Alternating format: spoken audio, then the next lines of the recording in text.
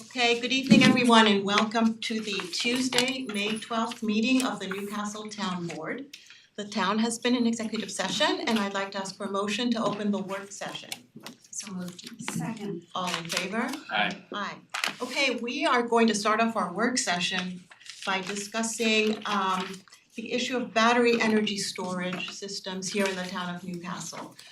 The town has been under a moratorium for these systems. We are currently in our third 6-month moratorium. We have held 3 public hearings on the matter. We opened the public hearing on February 10th. It continued on March 24th, and it continued on April 28th, and closed with the record left open till May 1st for written comments. So we've had the opportunity to hear from the public for almost 3 months. Initially, the issue was brought to us by our fire department, and our staff had the opportunity to look at the issue and give us some background, and we ended up with the proposed legislation that we'll be discussing today. So I'm going to let our Director of Planning, Sabrina Charney Hall, run us through the background and how we got to today. Good evening. Good evening. Testing. Good evening. In February 2025, that's when you guys first established the moratorium, which prohibited the review of battery energy storage systems within the town. Town staff, the part-time fire inspector or fire marshal, the building inspector, recovery agency NYSERDA was looking at. We initially used NYSERDA's model legislation to create permissive legislation for the town of Newcastle.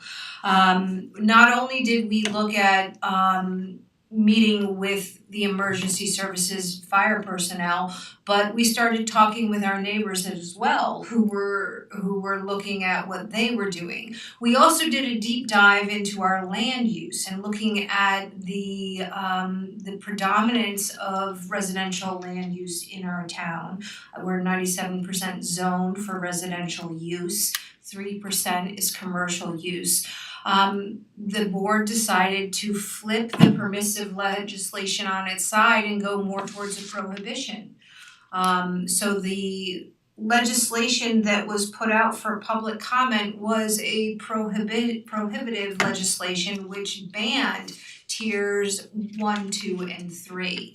Based on public comments, all the comments that we received, the board then decided to allow tier 1 battery energy storage systems separate and apart from solar system installation, and also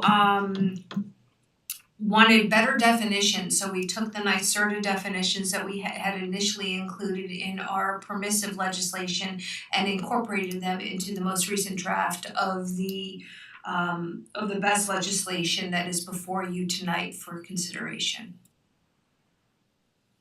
Thank you, Sabrina. You're welcome. So like I said, we've had extensive public comments on this, and this is, we've listened to those comments, we've read the comments, and so the board has been mostly in listening mode, and this is now our opportunity to have a discussion. We'll make our statements and, we can have a discussion amongst ourselves, and the vote will come later at the meeting. But I would like to start off by making a few comments from myself, not from the board. We'll each have our own opinions here, and then we'll sort of coalesce.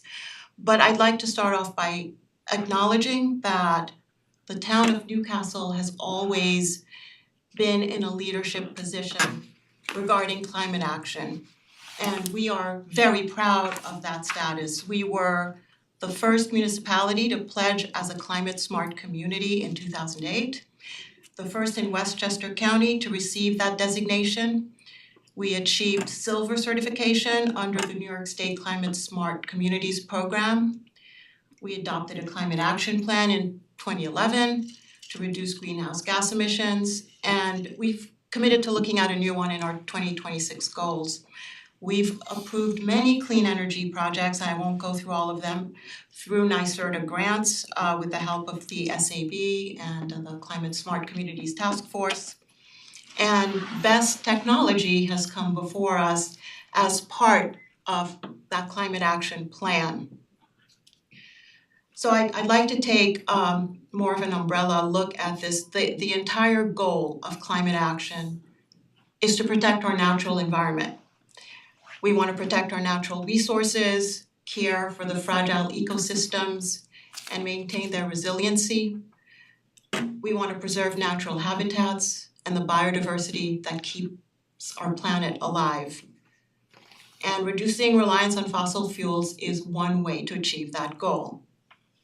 So why has this been such a big controversy? The problem is that for the very first time, we're faced with a climate action initiative that has presented us with a threat to the ultimate goal, where we have technology that has been posing a risk to the very environment that we're trying to protect. We are told that those risks have been significantly reduced, and we appreciate that very much. This has been a rapidly changing and evolving technology. But the risks, for anyone who's just tuning in who is not aware, I'll go over those a little bit. We have seen the hazards of lithium-ion energy storage systems, posing serious safety concerns and public health and ecological risks. We have batteries that overheat and catch fire. Those fires cannot be extinguished with water. They must be left to consume themselves, to burn out on their own. These fires can be caused by extreme weather, heat, or water, or malfunctions. During the fires, the systems emit toxic gases, creating toxic plumes which can have a radius of 3 to sometimes 5 miles. They emit hydrogen fluoride, hydrogen methane, ethylene, carbon monoxide, among others. Poisonous substances have leaked into the ground from these systems and water runoff. These include PFAS chemicals, which are essential components of lithium-ion batteries. The fires can burn for days and sometimes weeks and have caused evacuations and shelter-in-place orders. And the systems are built to last for decades with unresolved issues of battery degradation. So we now experience extreme heat, droughts, we've had burn bans, and wildfires. Just last month, Orange County had a high fire danger warning and was under a burn ban. I'm not quite sure if they're still under one. You'll remember the recent Orange County Jennings Creek wildfire, which burned for 2 weeks last year and burned over 5,300 acres. There was a huge fire last year in Long Island in the Pine Barrens region, which burned about 400 acres, and that was from simple embers from someone who was making backyard s'mores. So I can only wonder what kind of fires would be unleashed by a burning BESS system that is left to burn out for days. We are told that BESS systems and BESS technology is now safe. We have state-of-the-art systems with very low risk of fires, enhanced standards that exceed all prior requirements and are subject to third-party review. So I'll remind everyone that last December, which was only a few months ago, December 2025, there was a fire in Warwick from a lithium-ion system. It burned from December 19th through December 21st. There was severe weather and possible water infiltration, which caused the malfunction. There were extended response timelines, continuous air monitoring. Hydrogen cyanide was found to be in the air. And this followed 2 back-to-back incidents that took place in Warwick in 2023, which were also weather-related water infiltration. One of those burned for 2 days. This in 2023, caused the governor to convene an interagency fire working group, which culminated in the 2025 Fire Safety Act. So the 2025 fire was deemed to be a fire from a facility that was unauthorized. So people are saying that we really shouldn't be worried about this because it was an unauthorized facility. The reason the facility was unauthorized was that the operator did not provide for certain inspections, and they said this was because this was a state-of-the-art BESS system that exceeded all latest requirements. The operator was Convergent, and they said that following the 2023 fires, all battery systems in Warwick were replaced with new units meeting enhanced standards that underwent third-party testing and review. This was all in an article from December 22nd, 2025, from News 12. You can read all about it. There have been many fires in the past. I don't want to take too long going through all of them, but on January 2025, a BESS fire broke out at the Moss Landing site in Monterey County in California. There was a 24-hour evacuation with about 1,200 residents evacuated. On May 15th, 2024, there was a Gateway energy storage facility in San Diego that experienced a BESS fire with continued flare-ups for 7 days. In July 2023, there was a fire in Lyme. It was a solar farm fire, and so on and so forth. We've been told that there have been no recent fires. However, there is a BESS failure incident database showing that in a recent 1-year period from January 2025 through January 2026, there have been 13 fires from lithium-ion installations, from substations to solar BESS combinations to commercial, to industrial buildings, data centers, and power plants. There have been 21 fires if you count the 2 years between January 2026 and 2024. The fire safety group I mentioned before, the interagency fire safety group that came up with the 2025 Fire Safety Code, is something that is cited as a reason why we shouldn't be too worried now about these systems, that they are now under the purview of this new code. I have a summary of that code that was given to me. It was summarized to me by the NYSERDA Clean Energy Advisor. And I will tell you that each of these points indicate mitigation measures. They don't really indicate a decrease in the likelihood of the harm. There are about 7 points in her summary.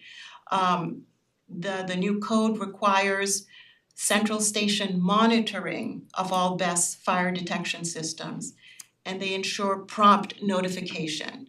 That is not a reduction of harm, a reduction of likelihood of the harm. They implement mandatory industry-funded independent peer review for these installations. They require the facilities to have an emergency response plan, and they provide for site-specific training. They extend safety signage requirements. They eliminate exemptions for utility-owned systems. And there are regular industry-funded special inspections that are required. So all of these are mitigation measures to manage the harm. They don't reduce the likelihood of the harm or the severity of the consequences. Considering all of these risks, you might wonder why there is so much pressure for us right now to consider these systems. So there are 2 reasons that I see for these pressures. There are political interests and corporate interests that are coming to bear. On the political end, we have the New York 2019 Climate Act, which commits New York State to reducing emissions by 40% by 2030. This is 40% below 1990 levels, and by 85% by 2050. This has proven to be a very difficult lift. I know that the governor is trying to adjust the standards and is getting a lot of pushback from that. As far as the corporate interests, we know that there is a very high demand for renewable energy that has led to huge expansions in the market for these BESS installations.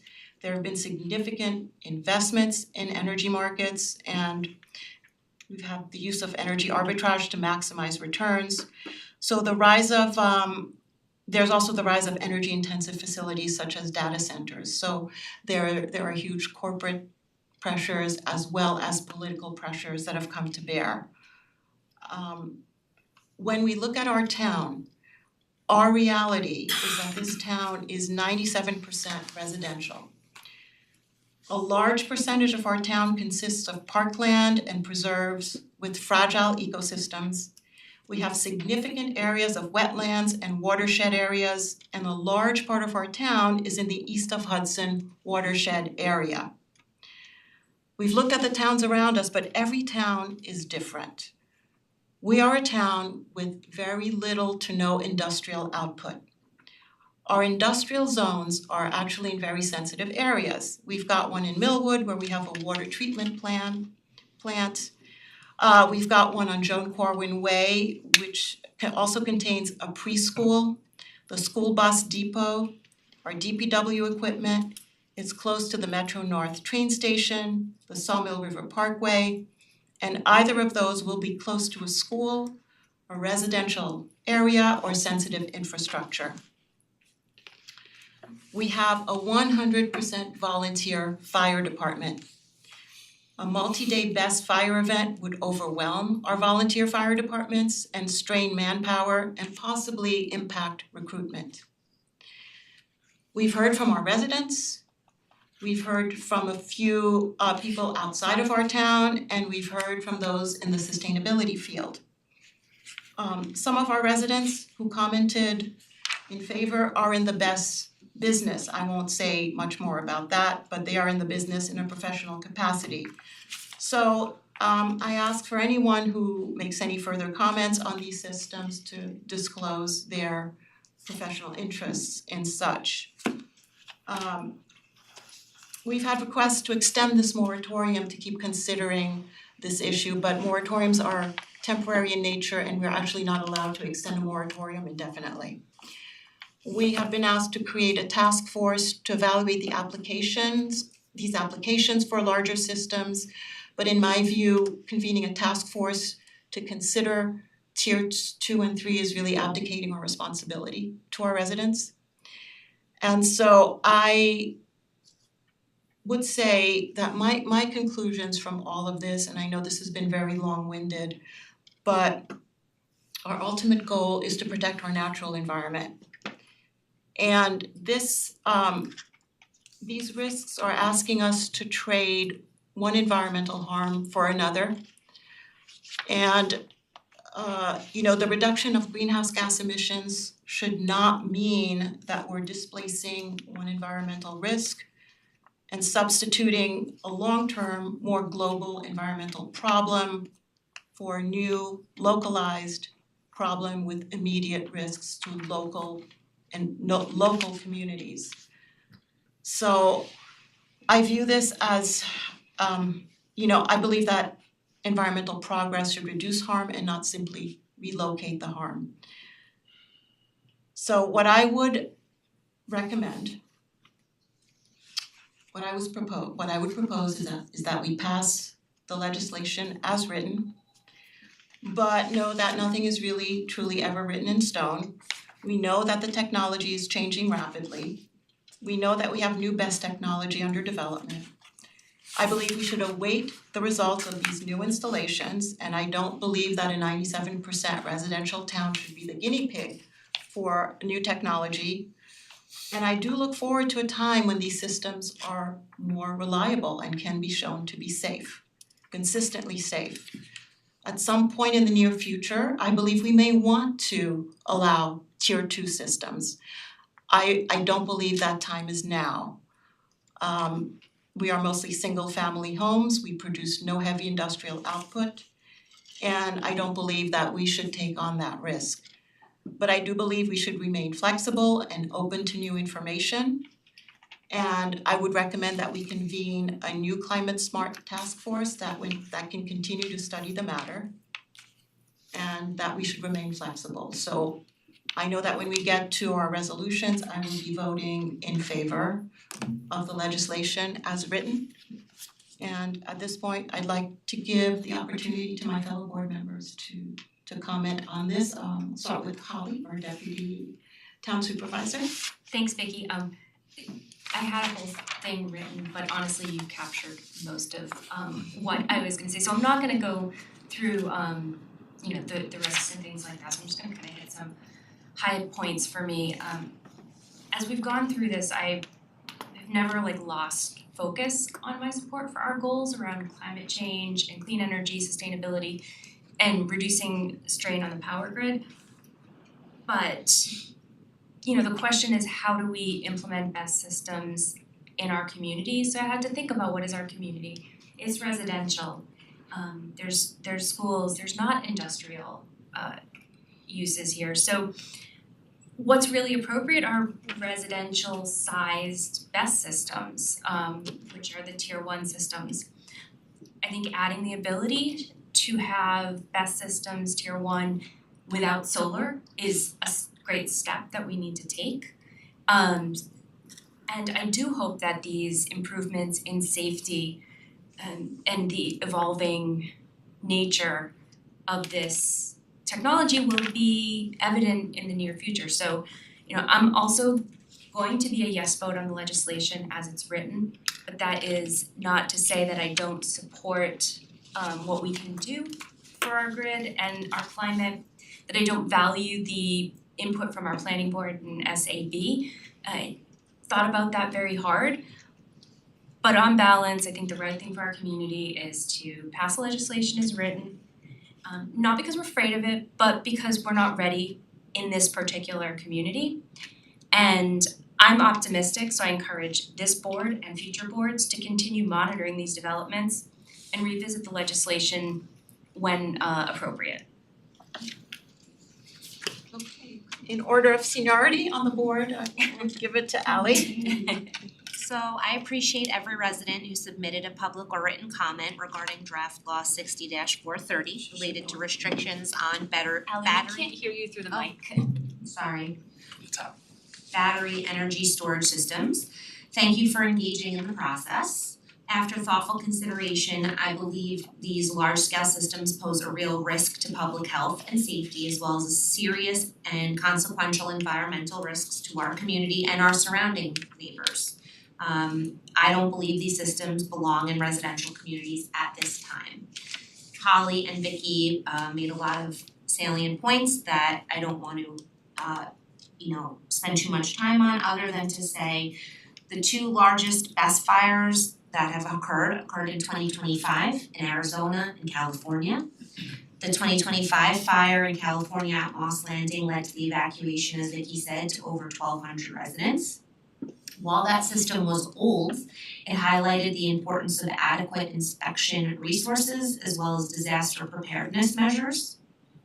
In June 2023, there was a fire at a Convergent operated facility in Warwick. There was another one in Warwick in December of 2025. And subsequent reporting and statements from village officials revealed that the system that caught fire in December should not have been operational at the time of the fire. The officials identified 3 reasons that materially changed how the incident was understood. There was a lack of required authorization, unauthorized system energization, which means batteries were reportedly energized and fully charged without formal notification or authorization from the village, and there was limited municipal verification. That point is most important, as I understand BESS and Newcastle. Building, permitting, operating, and managing these systems require the resources of a large city and a professional paid fire department. This allows for inspection and enforcement of codes and regulations. Newcastle does not have inspection resources or expertise in these systems to ensure that private, for-profit companies follow the rules. The cost and resources required to manage private, for-profit companies would be a burden on us, the Newcastle taxpayer. The Chappaqua Millwood Fire Departments do not have the staff, the equipment to mitigate a fire or manage a disaster should one occur at one of these facilities. Our fire department and ambulance are volunteers.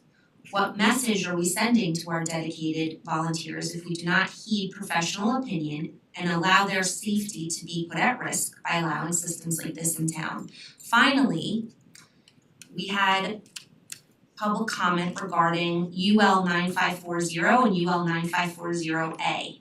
Those are testing standards for battery, fire propagation, and safety certification. As proof, these systems are regulated.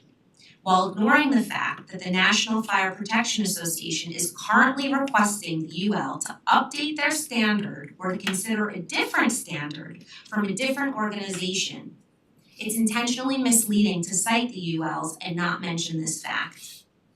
According to the NFPA, the standards do not currently require satisfactory large-scale fire testing. So, in layman's terms, as it currently stands, the UL 9540A can be passed, meaning you get the permission to build a large-scale BESS facility, without ever producing a fire and testing its results, which is exactly what the manufacturers of these systems want.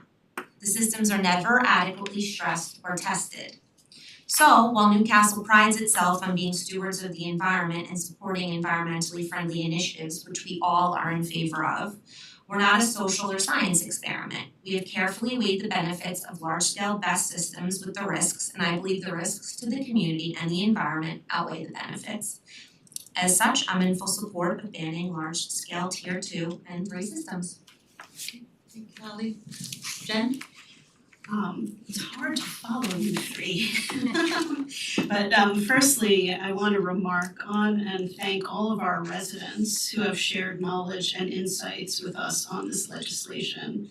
I'm always reminded with so much community engagement how informed our constituency is. It's very impressive, and it's been good and helpful to listen to everyone. It's also been helpful to hear what communities around us are doing, and also to attend webinars with experts on BESS applications in New York State and what the benefits and concerns are. One critical thing I've learned serving Newcastle for the past couple of years is that we are a community committed to protecting the environment and sustainability. Everyone up on this dais is committed to that. And we are situated in sensitive environmental areas. We are both mandated by New York State, but also choose to utilize the safest approaches to protecting our natural resources in numerous ways. There is a strong argument that BESS at all tiers are part of the future of clean energy. But what I am clear on from the leading experts in fire safety is that protocol and trainings in maintaining these utilities is still a work in progress and still in development, particularly for volunteer fire departments. I am not comfortable making a fire chief in our community uncomfortable. And I am also not comfortable situating large-scale BESS utilities in residential areas.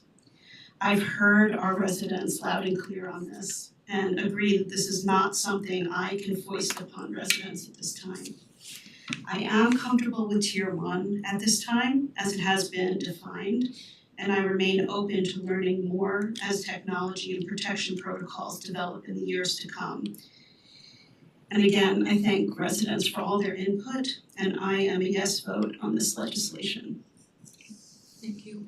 Eric? Yeah, I'm not gonna be too redundant. For me, a couple things is I know that this process left a lot of people upset. I'm the only person who could say that at the start of this process, I was on that side of the dais and I'm on this side of the dais. So I think I've got a kind of unique perspective in that way. I wanna thank the Sustainability Advisory Board, the Conservation Board, the Planning Board, everyone who came out. We made changes to this legislation because of the feedback that those advisory boards gave us. And if we could do this again, I think looping them in earlier in the process would have been a way I think we could have gone about this. I think we still would have gotten to the same place. But that was one of my big takeaways from this. I'm not sure I agree with the why. I think this is about the risks, right? We're all aligned. This is about the risk. We heard so many people come for the past few months talking about the risk. We had a very specific plot of land that they were all talking about. And everyone here on this day today has talked about the risk and why that's the concern. So I'm not sure if I agree with some of the political stuff that was mentioned and some of the commercial needs. I don't think that's necessarily what's going on here. I think this is about the stuff exactly that Ally you were describing, is people do not want these in their backyards. There's no need for a tier 3, there's no feasible need for something like that in our neighborhood, and the risks outweigh any potential gain, which quite frankly, in our neighborhood, there isn't one with a tier 3. And I think the biggest takeaway for me with all of this is, something I've been talking about for a long time is, and Vicky, what you touched on tonight, I'm really glad you said this, is getting the Climate Smart Task Force back up, updating our climate action plan. Which, as you mentioned, was made in 2011 and has 1-year, 5-year, and 10-year goals, and it was 15 years ago. So I think we can show how dedicated we are to everything we're talking about by making some of these things move forward. I'm reminded of this line from Elizabeth Warren 5-6 years ago where they were asking about straws, right? And she's like, what do you think the government should be telling us we should be doing, not using plastic straws? He said, we're spending too much time debating about plastic straws. And she laughs it off. She says, the fossil fuel industry doesn't want us talking. They want us talking about straws. You're spending too much time talking about this best battery thing, and we need to be looking at ways our community actually can be making an impact here. And that starts again with that climate action plan. So I'm really excited about us. I know that's been part of our annual goal. Holly, I know that we had the SAB here a couple weeks ago and we were talking to them about it. I think that's the next step, and that's when I want to hit the ground running, starting. Let's get this wrapped up. Let's follow the lead of Yorktown and others, and let's start doing the things we can actually do that make a difference. Okay, thank you, everybody. I just want to end by talking about a recollection I have about a comment that a resident made at our last public hearing, and I think she was alluding to the Conservation Board's Conservation Corner in the newsletter, where they talk about what is going on in the environment, and that the turtles are coming out and the frogs are coming out now, be careful when you're driving. And she said this is a community that cares so much about the environment. We care, and she spoke so passionately. She said, we care about every turtle, every frog that comes out, and why would we consider these systems when we are a community that cares so much about our environment? So I just want to leave you with that, because that's what I end up thinking about. It's funny, the things that you remember. So I want to reiterate that we are actually retaining our leadership status, because we're identifying the real challenges, we're identifying the harms, and we are demanding better. So we will continue, this is to be continued, we'll see what we come up with a Climate Smart Task Force. And so to be continued, but we will vote on this particular legislation. Looks like we will vote yes when it comes to the town board meeting. Okay, great. Everyone else all set? Mm-hmm. Anyone else down here want to advise us any further? Nothing further. Thank you very much. Okay, we'll go to the next topic, which is our MFRC zone. This is the multifamily residential Chappaqua zone, which is in our downtown area. I will give the floor to Sabrina and also Lino to introduce this legislation and talk about why we are talking about it. We did bring this up at a public meeting a year ago. And so we've changed the parameters.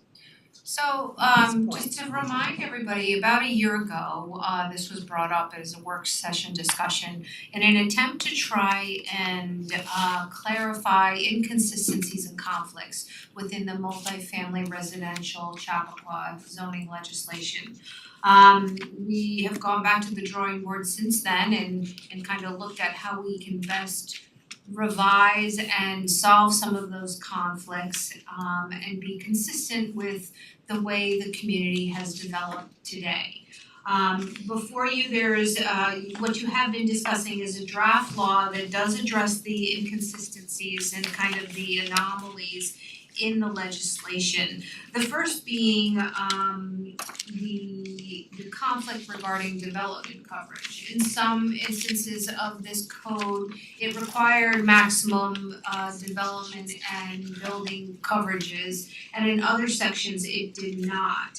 So to be consistent with the underlying business retail zoning district which this applies to, you have directed that you would not require that building coverage threshold. In addition, the MFRC initially established a 50-foot setback, front yard setback. And again, looking at the street that's out there today, and the majority of the buildings are located within 10 feet, which is what is the requirement of the business retail zoning district, you've decided to reduce that requirement to 10 feet rather than 50 feet. Another change that had been made is you wanted to emphasize that the MFRC legislation is not applicable within the business retail parking district. It is only applicable to the business retail zoning district, and that's very important. Sorry to interrupt, but can you describe where that is going along the hill on King Sure, Street? it really extends just beyond the South Greeley and Lower King Street commercial areas, at about, I'd say just by the Historical Society, it turns into business retail zoning district, which goes up to Highland in one area and Bischoff in another area. There's also a cluster of BR zoning up at the top of King Street where Talbot's, the mobile station, Quaker Hill Tavern exist.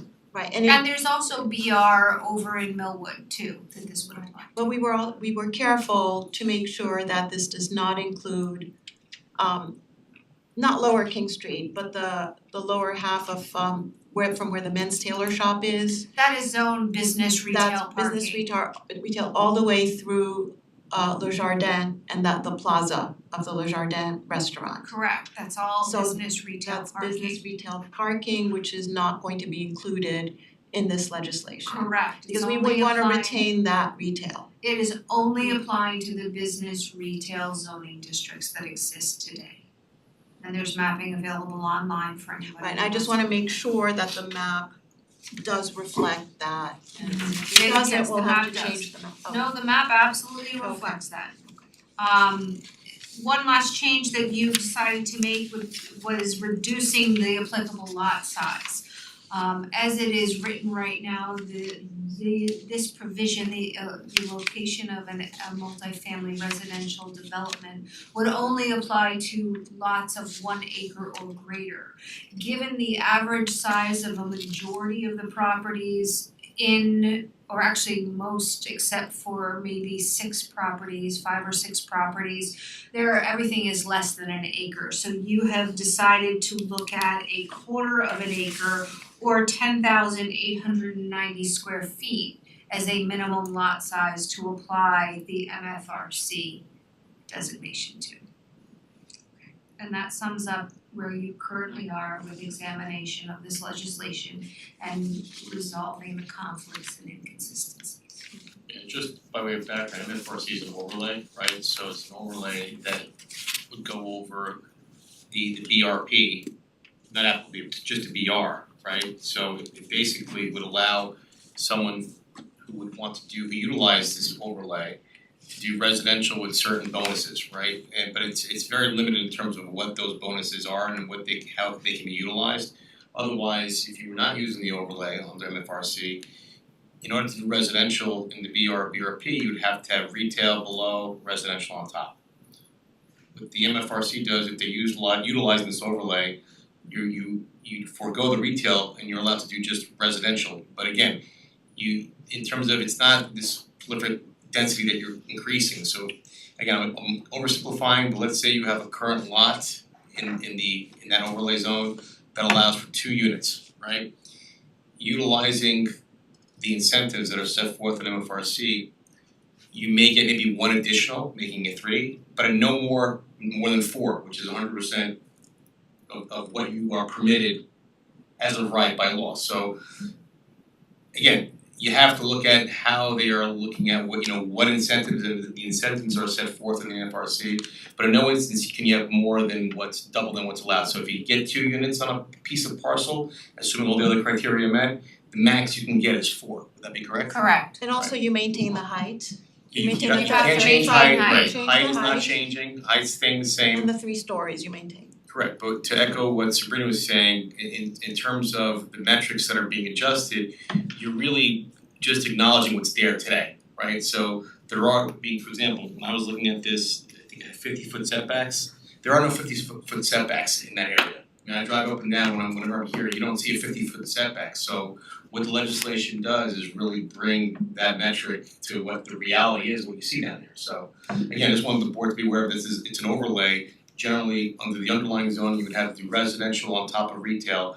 This allows you to forego the retail for that portion of the property when you incentivize it using those incentives set forth in the NFRC. Right, we're saying.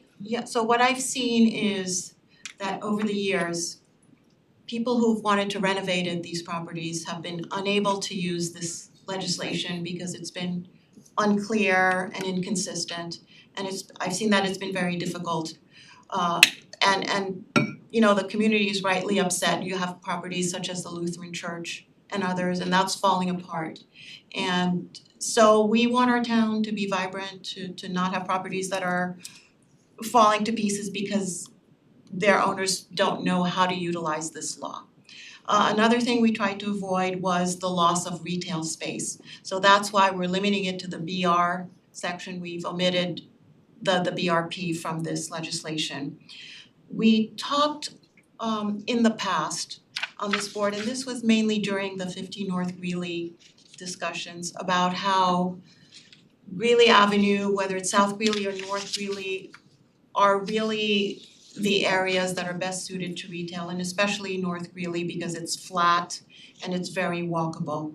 Whereas the hill going up King Street is not really conducive to people walking and shopping, so that is a better area to have some residential being developed. So, and I also think that the acreage requirements will prevent certain properties from being developed up there. So for instance, the properties in that shopping area where you have the flower shop and King Scribe are too small for this. I don't know that offhand, Oh, I thought we had discussed that. not those But- properties. I don't know. I think there's a larger property behind there that would be able to utilize this. But the point is that we want to retain the viable retail areas and allow for reasonable development so that the town can look better than it does, so that we have more residents to populate the town and go shopping in our shops, and to have a more vibrant, active and lively town. So thank you for that background, Sabrina. Sure. Does anyone have any thoughts? It might help just to kind of talk about what some of the incentives that people can do to get the increased density is.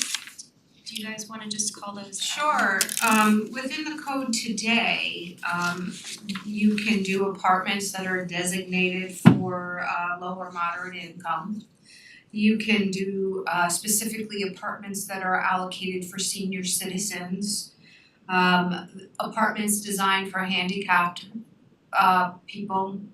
persons. You can make them rental. You can provide underground parking. You can Under building, right? under building parking, sorry.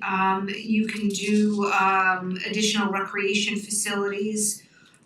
You can increase setbacks for an incentive. You can offer to construct off-site improvements, including neighborhood access roads, drainage facilities and other improvements, and other design features as determined by the planning board. So this permit is a permit that would be issued by the planning board for any particular property.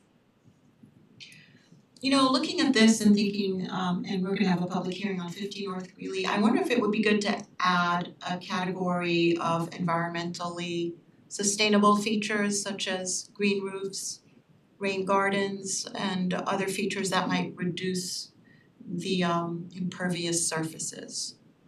That could be a good incentive as well. I mean, That falls I under think- the category of other design Right. features. it could, but I think that we could be more directive about it. These are incentives, so when you talk about incentives, I think you get into talking about the things we care about. So I think that if we specify that might encourage that sort of construction. More environmentally friendly construction. It was just a thought that we could be more targeted about that. Yeah, What do you think? I'd be interested to know if there's ways that we can build that into the code without leaving it at the discretion to kind of explicitly incentivize that, those practices. We can add wording into incentive 10, such other special design features or facilities as may be requested, or such other special design features or facilities such as targeted green building practices as may be requested by the planning board. Well, we don't wanna leave that to the discretion of the planning board. So for instance, senior citizen apartments, other incentives are not really determined by another board. I think that I would like that to be an incentive in and of itself. Maybe we can incorporate that You can in item can- 8, maybe the construction of, no, this is about related off-site improvements. I think it would be another category. Yeah, I'm trying to Of avoid that, incentive. but I think, Well, if you wanted to create, get rid of 4A, which is model ordinance provisions affordable AFFH units, you right, made, because that is required you already made that a under the law. requirement and turned Right. that into green building practices. Yeah, I'd like to do that. Yeah, Yeah. I like that. We'll see how it actually reads.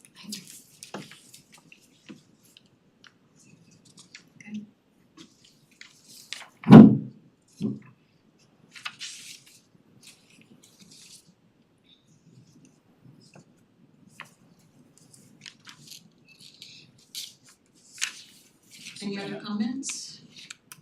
What's gonna happen? Thoughts? We pass this. What are people gonna build?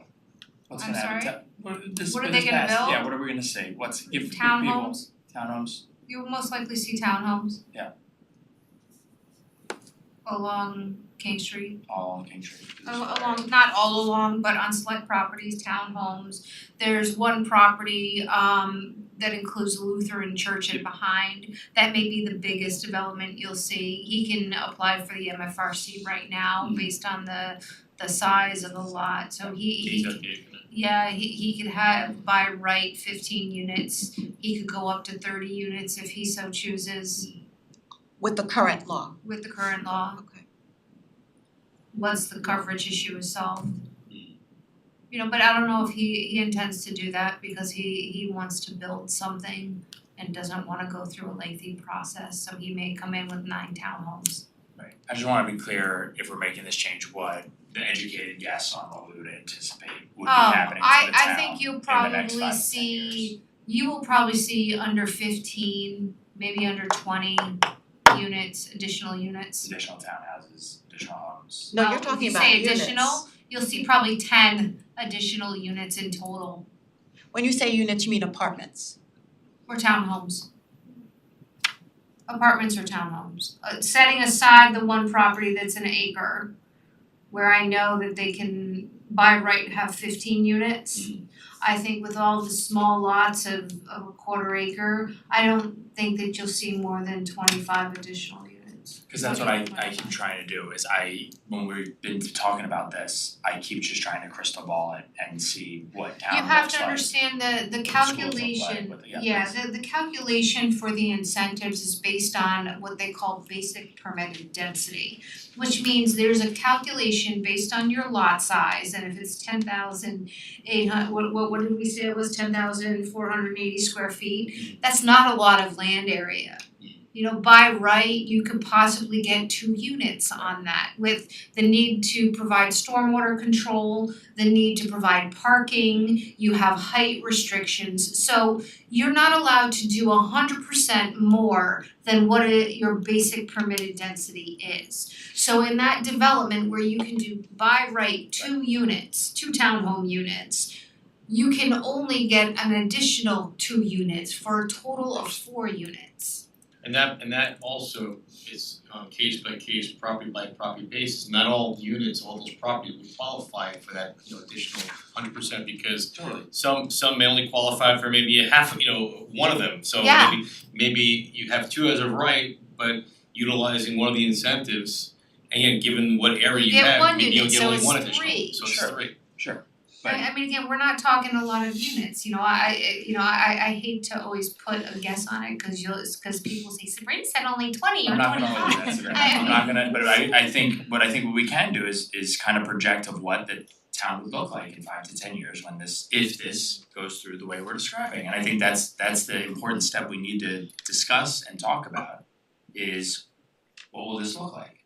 During the whole form-based code conversation, people were very worried about the maximum build out and how many units that would mean. And what people seemed to want in our town was more incremental change. We need to add housing. We need it locally and the state needs it. And the incentivized housing are things that we need also, right? More housing for people with disabilities, more housing for the elderly. So this is sort of taking a piece of legislation that's old, that wasn't workable. People couldn't do the math. They literally couldn't do the math. They couldn't figure it out. It's bringing it to a point where it can be perceived and utilized. And it's also just expanding a little bit from my understanding, just expanding who can make use of it by lowering from 1 acre to a 1/4 acre. It just expands by a little bit. This is very incremental change. And people who live in Newcastle are concerned about the viability of our downtown. We have a task force that's looking at that. It's good to have people there, to frequent the restaurants, cafes, stores, just foot traffic, making it just a more viable downtown. And once Chapline is there, there's just gonna be like a wonderful use of this outdoor space. Jen, I'm not disagreeing with anything you're saying. I just wanna be as clear as we can with everybody about what this means and what it will look like. That's all. I'm not disagreeing. I'm not saying for or against. I'm saying I wanna be clear that I think we're all smart enough, we know enough that we know exactly what is going to happen when this if this passes. And I wanna be clear and open and transparent about that. Right, I don't think we can ever say exactly what's going to happen We in life. I mean, we're can't. passing this, people may decide not to utilize it, someone may decide to increase the size of their house that's there, not necessarily build a townhouse. Someone might decide to, I don't know if they can build an ADU based on that, I have no idea. I think it's a mistake to try to tell people exactly what's going to happen. We can give the parameters of what can happen. Look, We'll see it on Poly Market then, Yeah, but right? it's- We'll put it on it's- the betting future. markets. It's a statute that's geared toward providing alternative forms of housing, that's what it is. But I will tell you that again, I'm wearing a municipal hat today, but when I'm outside here, I have developers hat too, but I do Sure. in other places, right? So I know height's a big deal. It's a very big deal because in communities like Newcastle, where it's fairly developed in terms of your downtown, guys like me, when I look to develop multifamily housing, I always wanna go up, right? Because that's what makes the profitability, that's what makes it. You and I talked about this earlier today. We did, and again, if I can't go up, it poses a problem for some of my clients because we wanna see multifamily development in other communities and we wanna go higher because you just can't go out, there's just no room. So you just, in terms of just the physical nature of the site, you have to go up, and what you don't have here is that you still have the height restrictions in the code that prevent you from going up. So yes, you may get incrementally additional units here and there, but it's not like it doesn't open, in my opinion, again, just from doing development work, the floodgates of townhomes coming in all up and down King Street, because it's not that kind of statute. It's a little different, that's all. Unless a developer were to buy multiple properties and combine them, Sure, that's a different issue, right? Historically not- though, it's permitted. it is permitted, but historically that has been a concern for at least the 20 years I've been here. But I haven't been here that long, 14 years. But 20's on the record now. Uh, Round up. But it's been it has been a concern forever. But I will tell you that everyone's land value is so high that property owners don't wanna pay the prices. Developers don't wanna pay the prices for what's there to make that joining issue. We haven't seen a lot of mergers downtown.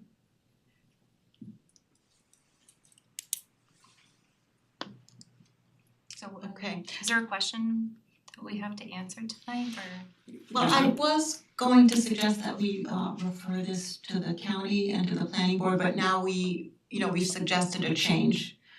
So I don't know if we can You agree. can if refer you with can- that change. Yeah, you should refer with the change, Well, let prevent you okay, from so doing we can agree on the change sufficiently to do that today. So we can say that one of the The incentives draft, would the be proposed- green building technology, A green building green building incentive, features. right, whether I wrote that an incentive to incorporate green building practices into the site. But also I think sustainability of the building once it's there, not just during the building process. Does that capture that? Yeah, it does. The new Oh, yeah, that's what I intend, once the Yeah, I building's just there. wanted to make sure that the Green building phrasing she practices said. include the sustainability Yeah, of okay. development. And is it reasonable to be that vague about it? Yes, cause there's a There are many rules out the green building features. practices. And the question for me would be, well, how many and what would be the extent that would That's up to the developer. bring that to the threshold Yeah. of meeting the requirement? And that is determined it says 2% for every 1%. So if you do a Well, we're getting rain away garden- from that, aren't we? That kind of terminology. No, we left that terminology in there, you did not want changes to that. That was the problem from day one. that's in there.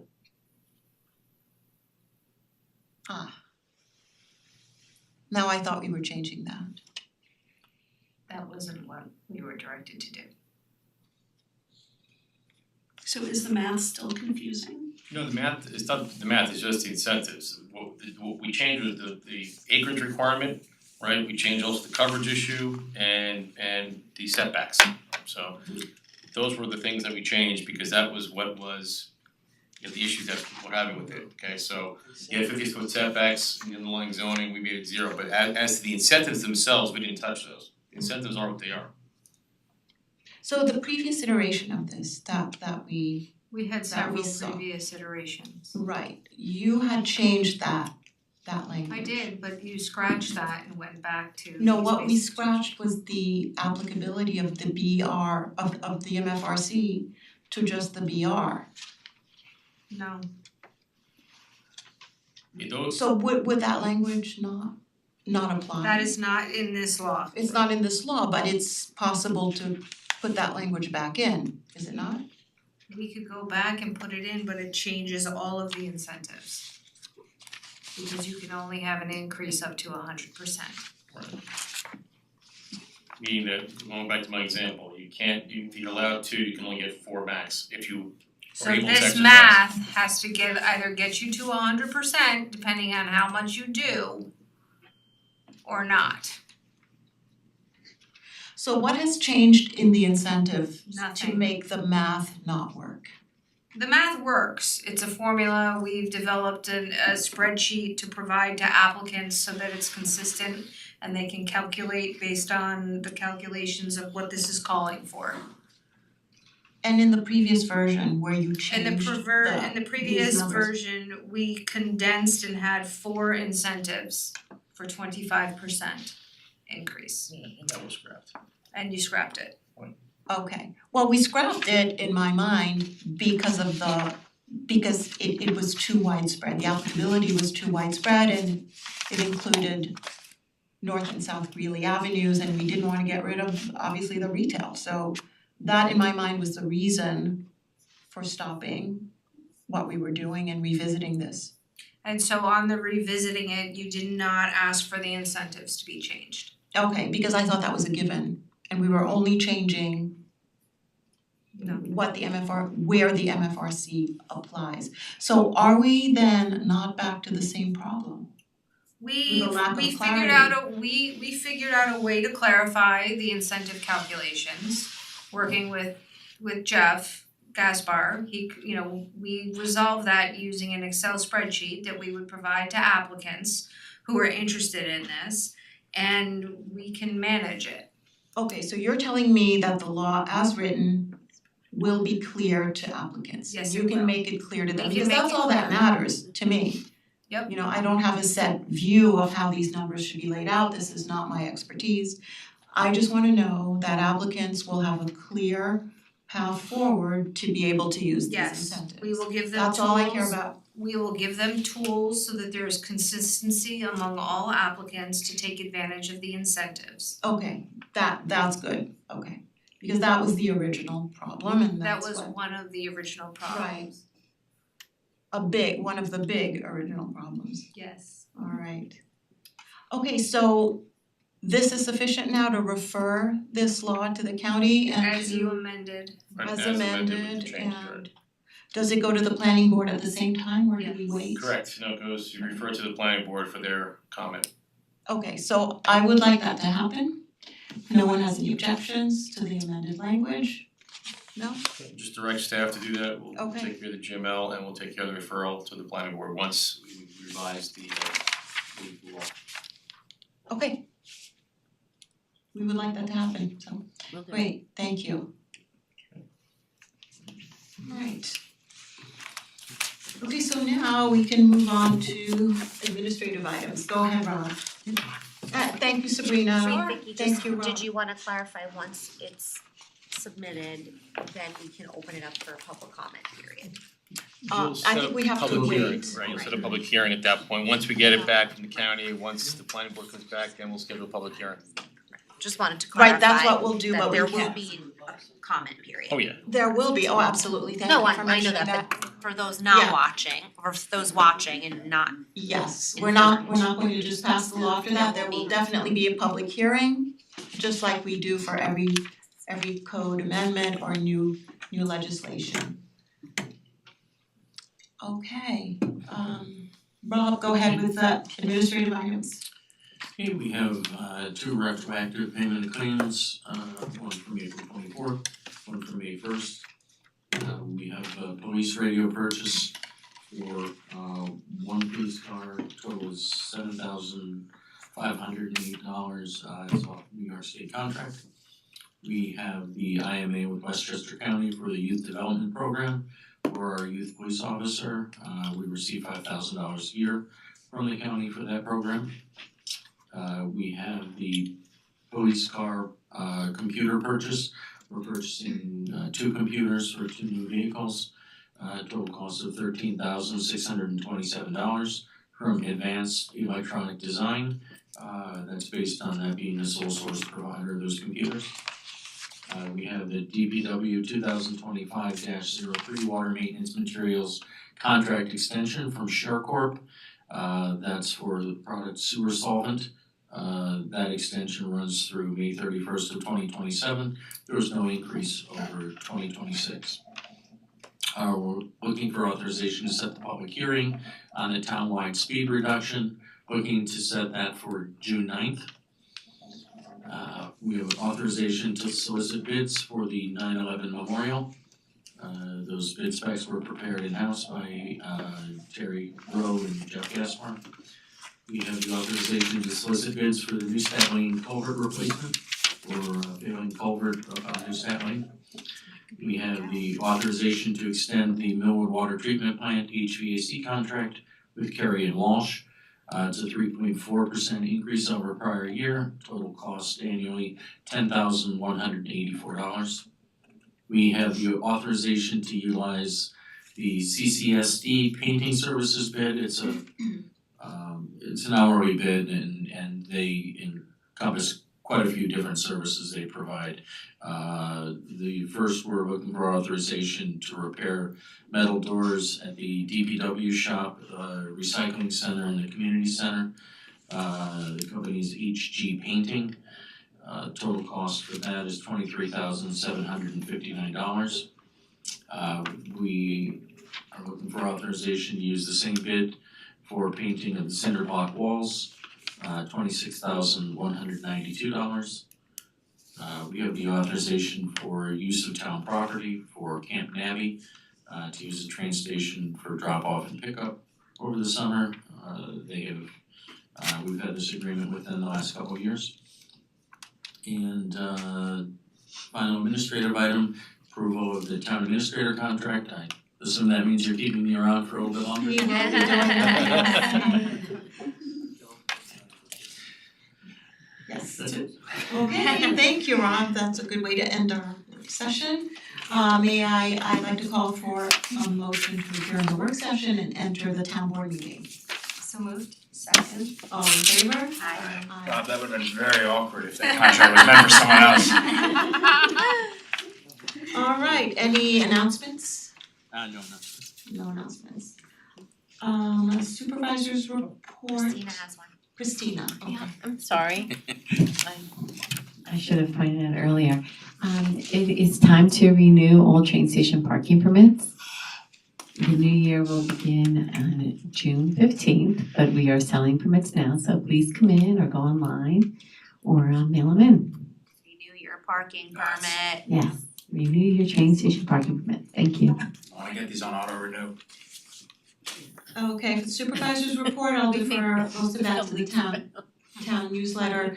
I do wanna talk about some events coming up. We have on June 6th, which is a Saturday, we have the Pride flag raising in front of Town Hall for Pride Month. June 13th is the gallery public mural reveal under the bridge. This is the second or the third reveal event. So far we have 4 murals sponsored by the Arts and Culture Committee with board liaison Jen Klein. We are so grateful to the committee for bringing public art to our town and making it beautiful. So we have 4 more murals to do on the other side, and they've got the murals in the works. They've got 2 being painted by, I believe, community members and 2 by students. Jen, do you have any other details to add? It's gonna be at 11:30. This is a Saturday. 11:30 to 1 on June 13th. And we're very excited, the murals are underway. We've got sneak peeks going on, the artists are really excited. The 2 reveals we've had so far have been such great events, and I really hope that people show up and look at the art that's being produced. It's really beautiful and a lot of fun. Does anyone have any events that they would like to mention? No. Eric, you always have you have a good memory and Farmers Market's back. We had our first It Farmers is, Market it back. is. It was phenomenal. Very excited to have Farmers Market back. yes, very good. And we have the Newcastle Fire Department annual inspection That's right. on Sunday at 10 a.m. Okay, great. Rob, in your town admin report, will you mention the Memorial Day? I can mention the Right. Memorial Day Okay, parade. go ahead. That's obviously Yeah. on Memorial Day.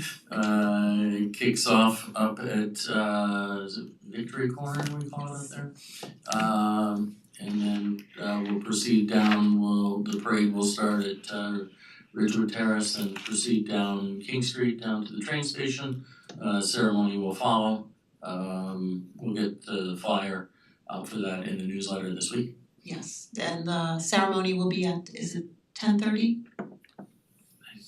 Well, I don't wanna guess give the whatever wrong time time. it takes to mark, yeah. Yeah, but there's Yeah, I There's a think definite Victory start time. Do we Corners have is 9:30. Is it 10? Yeah, I thought Victory Corner was 9:30 and step off at 10. I think we'll confirm that. okay, it will be in the It will be in newsletter the newsletter, next yeah. week, Mhm. okay. Um, I mean, this week. This week, yep. Yeah. A couple items to point out, we're observing Police Week this week. Annually, there's a year that we recognize police officers. There's a display out in the lobby with officers that were lost, fortunately, no Newcastle officers, but officers that have been lost around the country over the last year. And every other year, we have a ceremony, this will be tomorrow at 4 p.m. here, we're honoring our police officers that are receiving commendations. We'll call them out tomorrow in the ceremony. I did want to touch base, one item that was in the newsletter last week, we'll continue it this week, mentions the county septic system rehabilitation and sewer connection program. So this is a program the county has offered funding for septic systems that are failing. A couple of the guidelines that you have to meet. The property should be located within the New York City watershed. The septic system is failing or soon to be failing, and the combined volume capacity of the septic tanks is 1,250 gallons or less. The program may also be available to small business owners within the watershed that have 20 employees or fewer and an average annual gross revenue over 3 years of less than $250,000.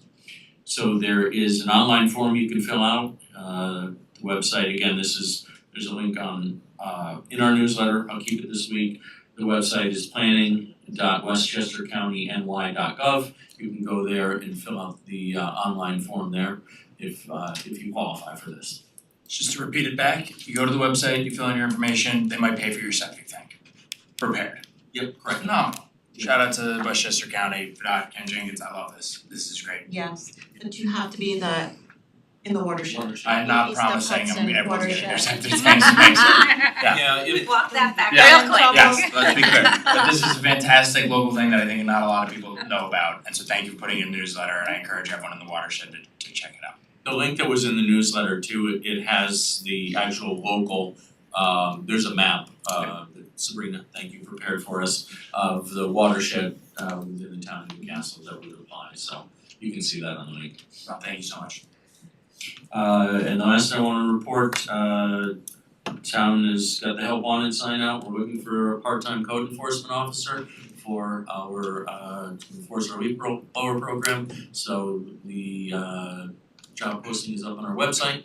We've distributed to a couple of trade groups through Tom DePolar Building Inspector, so hoping to get some bites. Okay, thank you, Rob. That's it. That brings us to our public comment period. We have 2 public hearings. This is not for the public hearings, this is regular public comment for any new business or other issues other than 50 North Greeley and the other public hearing we have on ethics code. So this is just regular public comment. Anyone with a public comment, please feel free to come up to the microphone.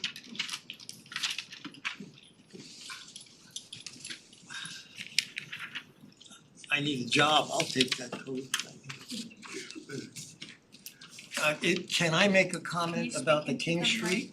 Yes, so please, we know you, Chuck, but please introduce yourself Yes, this and is Charles your Knapp. residence. Charles Napoli, a resident, elder. Yes, you're free to make a comment on anything you like, anything you've heard us I, discuss, so. I'm only making one quick comment about the King Street Hill. And the multifamily resident code, it's not an apartment building, it's a residential building with a front door and a mailbox, and it was intended to be on a very, very large piece of property. by law, we were asked to implement a multifamily residence code. We have one in Chappaqua, we have one in Millwood. And basically it's you're putting a house on a piece of land, and the size of the house determines the piece of land you're putting it on. And if you're putting a 3-bedroom house with a front door, garages and all that other stuff on a piece of land, the code requires 6,600 square feet of space. I didn't hear anybody changing that. I heard you say coverage is not important in the business zone. I keep hearing about an overlay.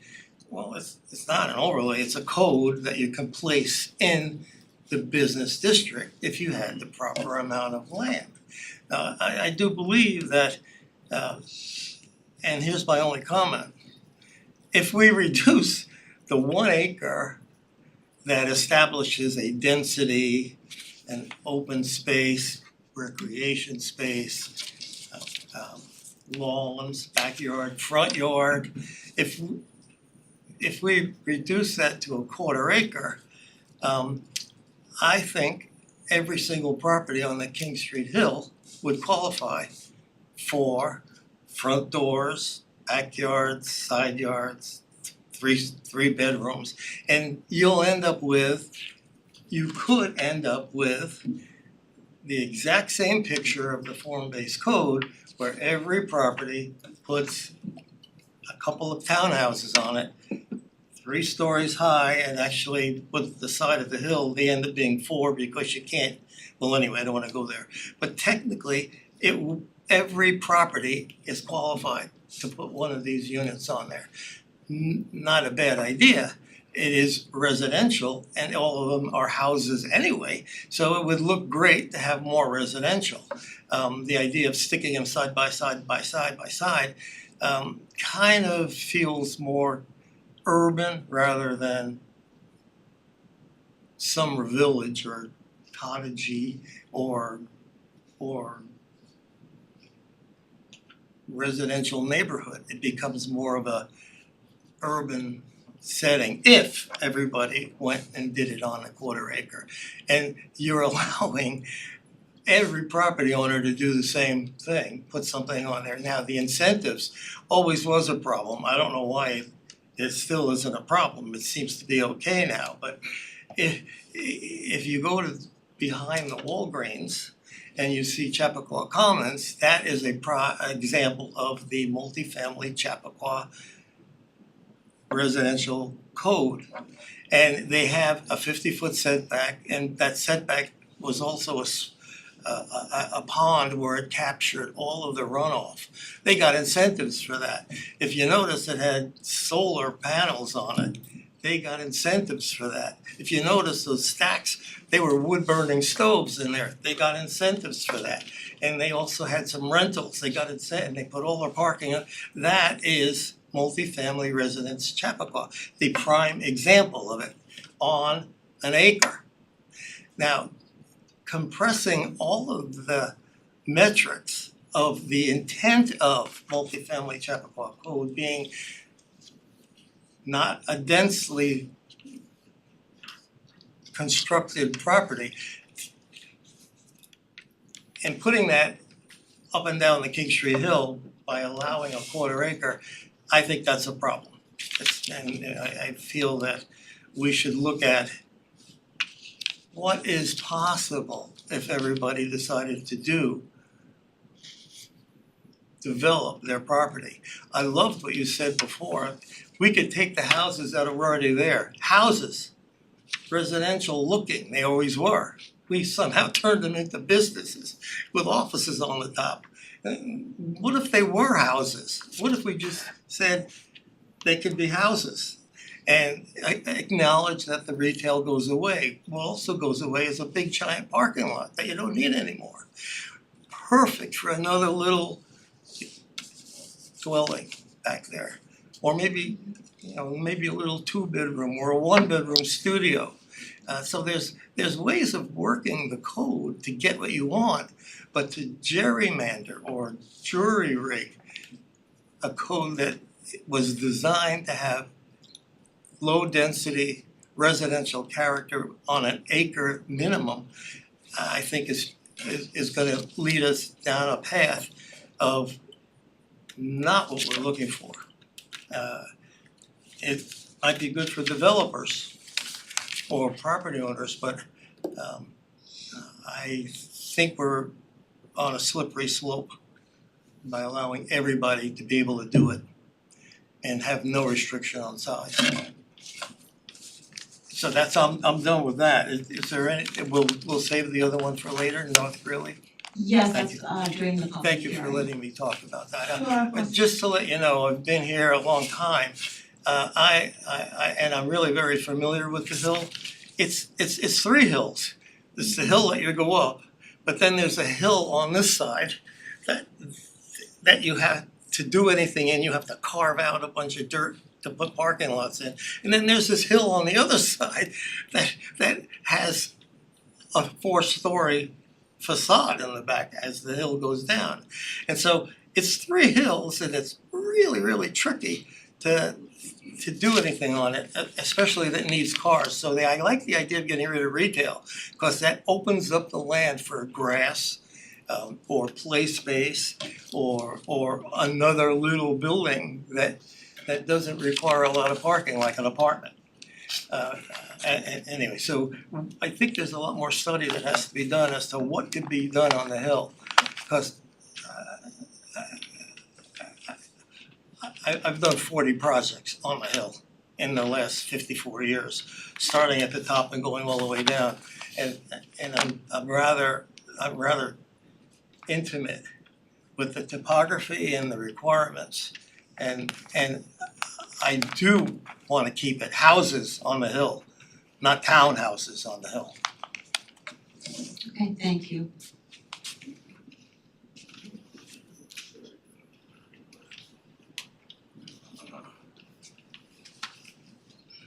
Hi, my name is Joseph Cavalacci.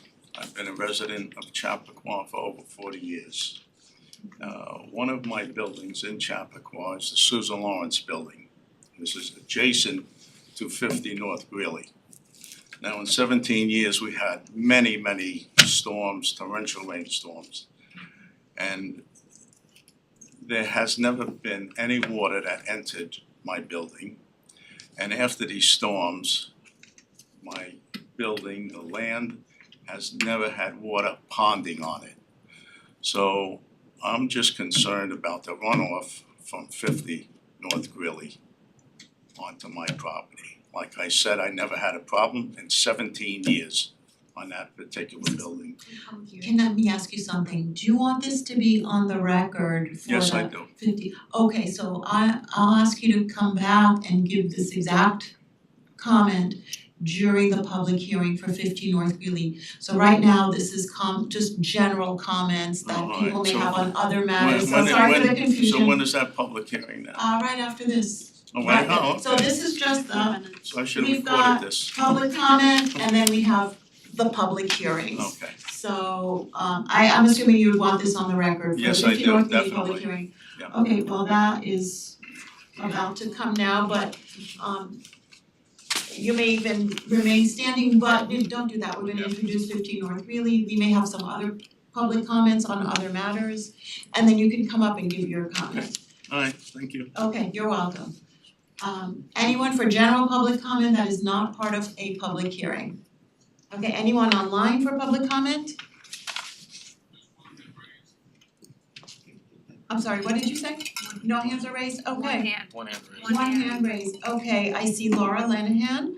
Laura, welcome, we're welcome to give your public comment. Thank you for the welcome. I know I am a regular irritant. First, I would like to say that I am enormously appreciative of the amount of time you all spend working on behalf of the town.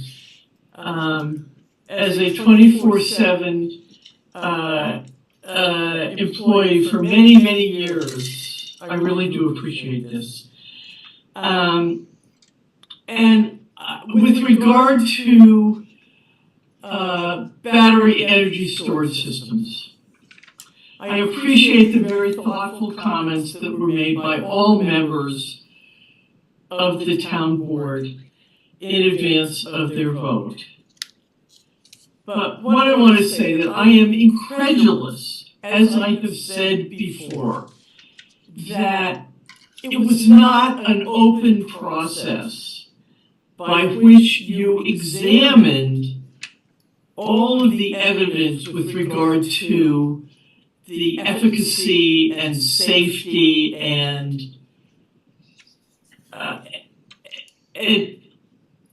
I'm losing my words. I just don't understand the town process. I'm a town resident, and all of this is done in secrecy, as far as I'm concerned.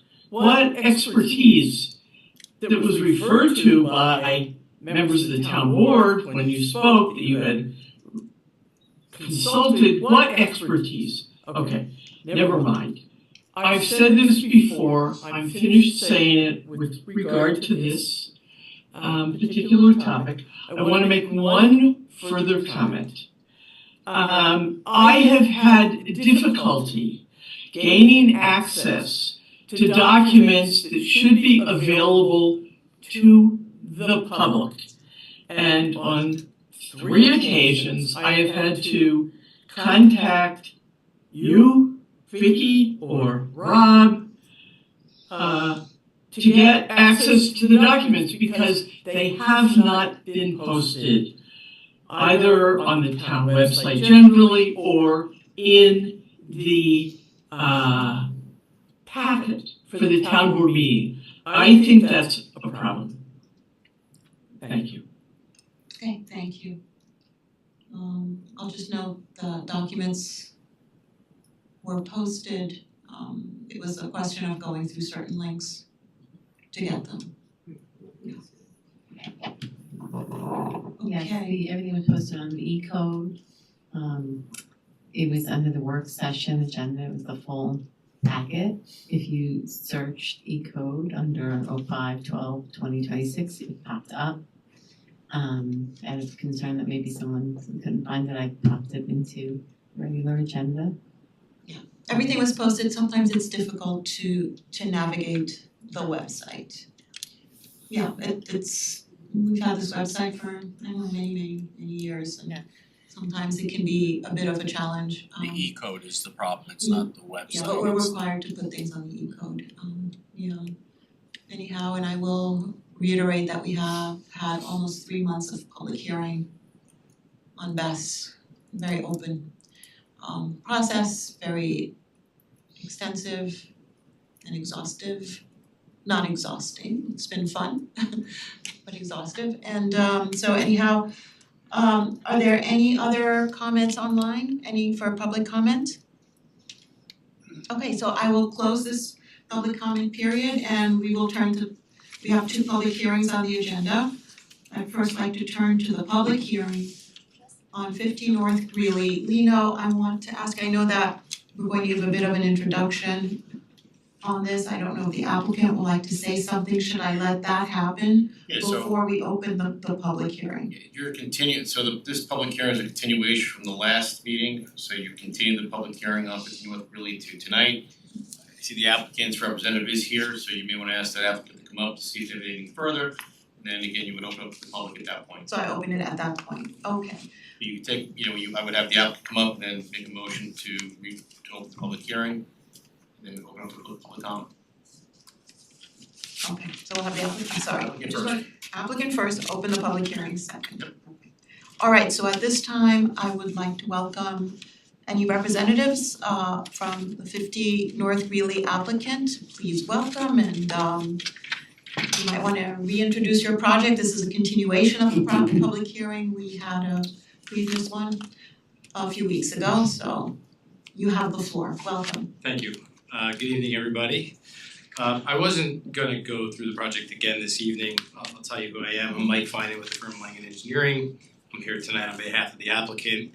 We were here on March 14th, and we went through a pretty detailed description of the project, which has not changed since you all have seen it previously. We went through the finer details that your consultants and town members have gone through and issued a completeness memo on the project. We've been through a long history, as you know, and we've been through the details of the project from traffic, stormwater, you name it, we've been through it, and I think all those studies have been provided. We're here tonight simply to hear additional public comment, and if so, of your choosing, we'd be happy to respond to anything that we can, and if we can't, we can respond when the time is right in writing or via in person. So that's it from me. I think if you will, you could open up the public hearing from there and we can go from there. Okay, thank you for being here. Yeah. Okay. Is there anything that you, Alina or Sabrina, would like to say before we proceed? Okay, so at this time, I'd like to ask for a Actually, motion. Question. If I have a question that I thought of after we asked our questions last time, can I ask that before we open the public hearing, or should I hold it? No, you could open it, you could ask it now, so. Okay. So It's for me. yeah, it is. So when we were talking about how you're gonna stage the trucks on the road in the parking area, on the street parking spots. So I was driving down there and looking at cars that were parked there and just kind of imagining, once you do that I don't see how like the big trucks that I'm picturing can actually fit just within those parking spots. Like, are we going to actually lose travel lane when the Jersey barriers are up to stage those trucks? No, so the Jersey barrier will be set at the edge of those parking spaces as they exist today. Those will be temporarily disabled for the period of construction. The trucks will move in and out that entire swath, so from our side of the property all the way to those parking spaces. Anything that's damaged will be repaired and completely reconstructed. And those trucks fit in to a standard width of a standard parking place? Yeah, I think those spaces are about 8 feet wide. If they need to rise up on the curb, they will. And again, if that's damaged, they'll repair all of that. The curbing is gonna be replaced anyway because the curb cuts as they exist today are gonna be eliminated and removed and centralized at the one location we have. Okay, thank you, cause I was just really having trouble picturing how that was going to work. Again. Okay, thank you, Vicky. Yes, anyone else? Okay, so I'd like to ask for a motion to open the public hearing on the application for special permit for 50 North Greeley Avenue. So moved. Second. All in favor? Aye. Aye. Okay, the public hearing is now open. Let's see, hang on a second. Christina, there aren't too many people here, so I don't think you'll be able to write down all of the commenters and okay, so please come up for public comment, state your name and your place of residence for the record. Okay, so my name is Joseph Tavolacci. I've been a resident of Chappaqua for over 40 years. Built many homes in Chappaqua. I own the adjacent property to 50 North Greeley, which is the Susan Lawrence building. I've owned that for over 17 years now. And like I said before, that there have been many storms, torrential rainstorms. And I have never gotten any water to penetrate my building inside. After the rains have calmed down, I would visit my property and there was no ponding of water. And it's just a nice sight there. So what I'm concerned about is that the runoff that is gonna be created from the building next door at 50 North Greeley. So who's ever doing the engineering or whatever, it has to be done right. So I don't want a problem. Alright, that's it. Okay, thank you. Alright, okay, thank you. Okay, anyone else in the audience for public comments? Please introduce yourself and give your place of residence. I'm Adam, good friend. I live in 6 Southview by the high school. I am a resident of Newcastle and a parent of a first grader at Grafflin Elementary. I want to be clear that I support development and I agree something should happen with that property. My concern is whether the cumulative impact on the school is fully being accounted for as additional housing is approved. What prompted me to look into this more closely was the experience with our current first grade cohort at Grafflin. This year's class size increased significantly, and the district has now confirmed that an additional section is being added for next year because enrollment came in higher than projected. I also reviewed the district's budget materials, which showed that kindergarten and first grade enrollment for the 2025-2026 school year exceeded district-wide projections district-wide. In addition, prior district enrollment capacity analysis modeled future growth scenarios that indicated Grafflin could approach capacity over time under certain development assumptions. At the same time, the district is also expanding programming such as Universal Pre-K, which further underscores the importance of understanding long-term school capacity and enrollment trends as additional housing is considered.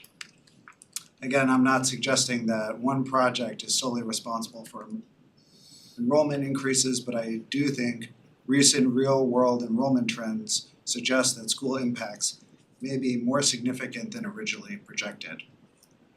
One thing I would ask the board to consider is whether the assumptions being used for this project are sufficiently enforceable over time.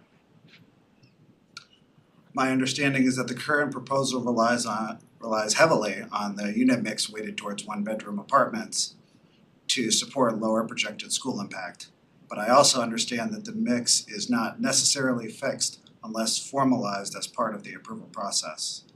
I would ask the board to take another look at the school impact assumptions being used for this project in light of recent enrollment trends, particularly at Grafflin Elementary.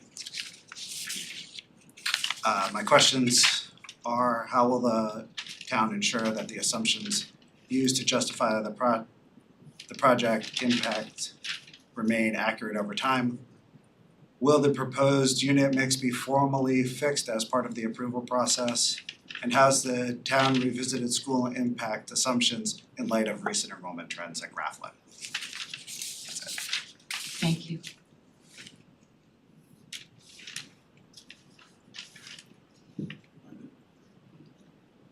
I'd like to answer that if, now the legislation provided the site planning for the building, and the unit types are decided already. I mean, it's part of the legislation. Well, yeah, and plus there was a whole secret process that was done and the neg deck was issued that looked at those figures, and I guess they were based also from the school district numbers themselves. So that's not up for debate. Correct. Right. It's already been analyzed under the secret process. During development of the legislation, the site plan That's that what you it's see today was examined through the Environmental Quality Review Act. The number of school children was discussed and examined. The applicant was required to use the calculations regarding the number of school children that the Chappaqua Central School District had produced. Use their calculation methodology, and they produced that information, and there was no significant impact on the anticipated number of school children. Right, and I had also had a personal conversation with the school superintendent who was not concerned, at least a few months ago. So, we're always in touch with the schools, and we'll continue to be so. Regardless of what that issue's Yeah. already been addressed, so It's been addressed. it's But out of the board's in hands. addition to that, I do stay in touch with the school district, so. Okay. What was that, Adam? So their projections have been low, they came in 10 under. You mind saying it in the mic? I would say that Sorry to put you on the spot. their projections have been low. District-wide, they came in for first grade, they were 10 below what they projected. I mean, they projected 10 below what was actual for this year. Okay, And for kindergarten, I think there was 7 below.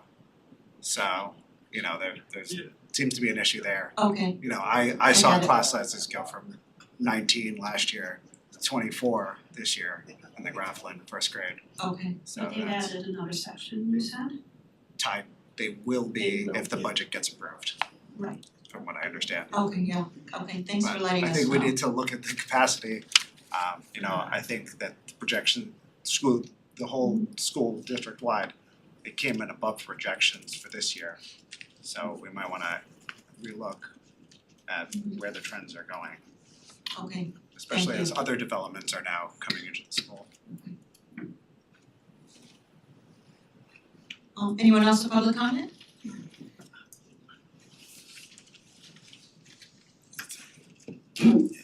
I have a comment, Charles Napoli, I have a comment, and I have an illustration I'd like to show Holly, if you don't mind, and then you all could get a look at it.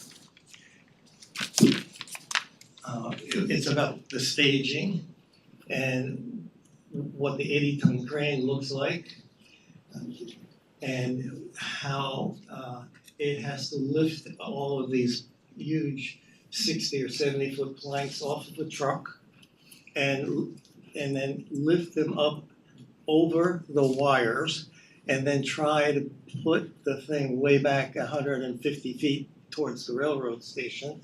And I think there's a little bit of a staging issue here of how do they plan on building this thing? And that's the 80-ton crane. Right. The way it looks, it has to be pretty far away from the wires to get up and over it. So I think maybe the idea would be, is that crane gonna be in the front yard of all the buildings across the street? That's a little, I see it, you thank get you, it? yes, thank you. Study that.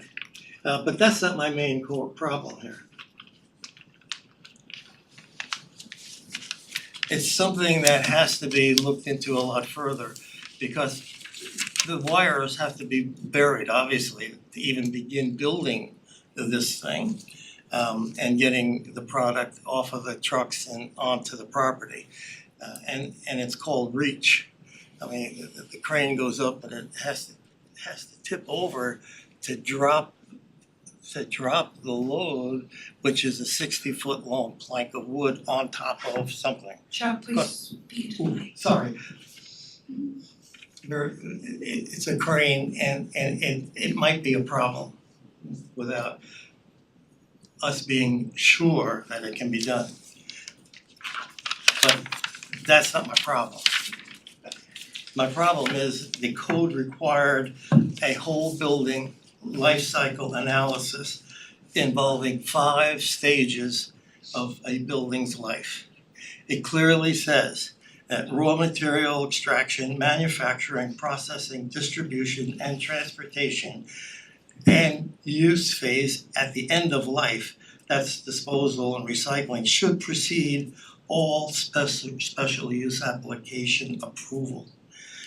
Or we risk legal consequences for the applicant's sunk costs. For 43 months, we've been hearing about height, coverage, number of apartments, where they're putting their batteries, but that's a different story. We've been worried about setbacks. We've been worried about a lot of worry went into subsurface stormwater. Well, all of those things are typical planning board elements. Every planning board, every project, every applicant has to go through that process of looking at those items. Our code, the one that you approved, mandated the use of whole building life cycle analysis methodologies to assess the embodied carbon, not the electric stove or the air conditioning. While I'm thinking about that, where are they putting all of those condensers on the outside for the heat pumps. I mean, you see them everywhere on rooftops and those are those things usually on the side of a building that supply the refrigerant or the hot or cold to heat or cool a space. I'd like to know where they're not putting it on the roof because it's green. And there's also some solar up there that is supplying something, but not the whole building, that's for sure. But anyway, the embodied emissions are the effort and the fossil fuels used to make the components, harvest the components, transport the components, and on the site erect the components, and then evaluate each component for the amount of embodied carbon that it took to get it there. And then even after 40 or 50 or 60 years, when the building is recycled, what energy is used to do that? And that's what whole building life cycle analysis is. And we have it in the code that this building has to perform 25% better in a whole building life cycle analysis than a typical building. But a typical building nowadays has a tremendous energy code. We are very climate friendly, and so we require a very, very tight building. Hardly any energy is being used, fossil fuels or any energy that is being used to heat or cool the space, which leaves a huge amount of embodied carbon to be evaluated. And for 43 months, nobody's really begun to even look at what is the embodied carbon of this project. We all know that it's some heavy timber, but it's a type 5 building, which is a lot of studs and not all heavy timber. But more importantly, the soil. We have a real problem building on 6 feet of fill. And so we're gonna have to take that out. They say 4,000 yards, 200 trucks or something. We're gonna have to take it out, and then we're gonna have to put something back. And that's using fossil fuels. I mean, diesel, or they're not electric trucks anymore. But the question is, we have not really studied or know the impacts of what the subsurface conditions are costing our climate budget. We really should demand better.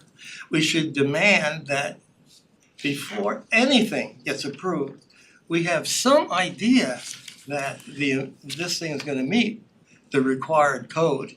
And please don't decide later on, after it's way too late, that, well, we don't have to meet that code anymore, because I've been hearing too much about how great our climate code is.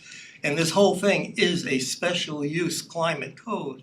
And I have to tell you right now, without knowing how it's gonna perform climate-wise, without knowing the whole body life cycle analysis calculations, I say it's not very special yet.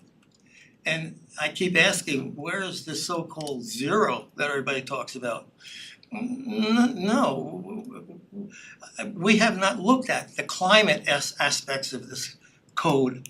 We've looked at planning board, but we haven't looked at the actual reason the code was created as a climate project, and I haven't heard anything that says we're following it and that we'll meet it. And if we can't meet it, I think we ought to have, I have to tell you, it says in your code that after we give them permission to go ahead, then they'll tell us what it's gonna be. I think I'd like to have an idea before you let them go ahead. Should be some sense that this thing will perform. Don't give me all of the details, because they'll have to figure out 10,000 miles a year on the cars that aren't electric. That all goes into the climate aspect of this project when you look at whole building. And I think what you really need to do is get a broad brush schematic idea of the impact on the climate, if we're so serious about climate. And Holly, there's copies here, I think you make sure Holly gets it. Okay, thank you, Chuck. Anyone else for public comment? Yes, please come up.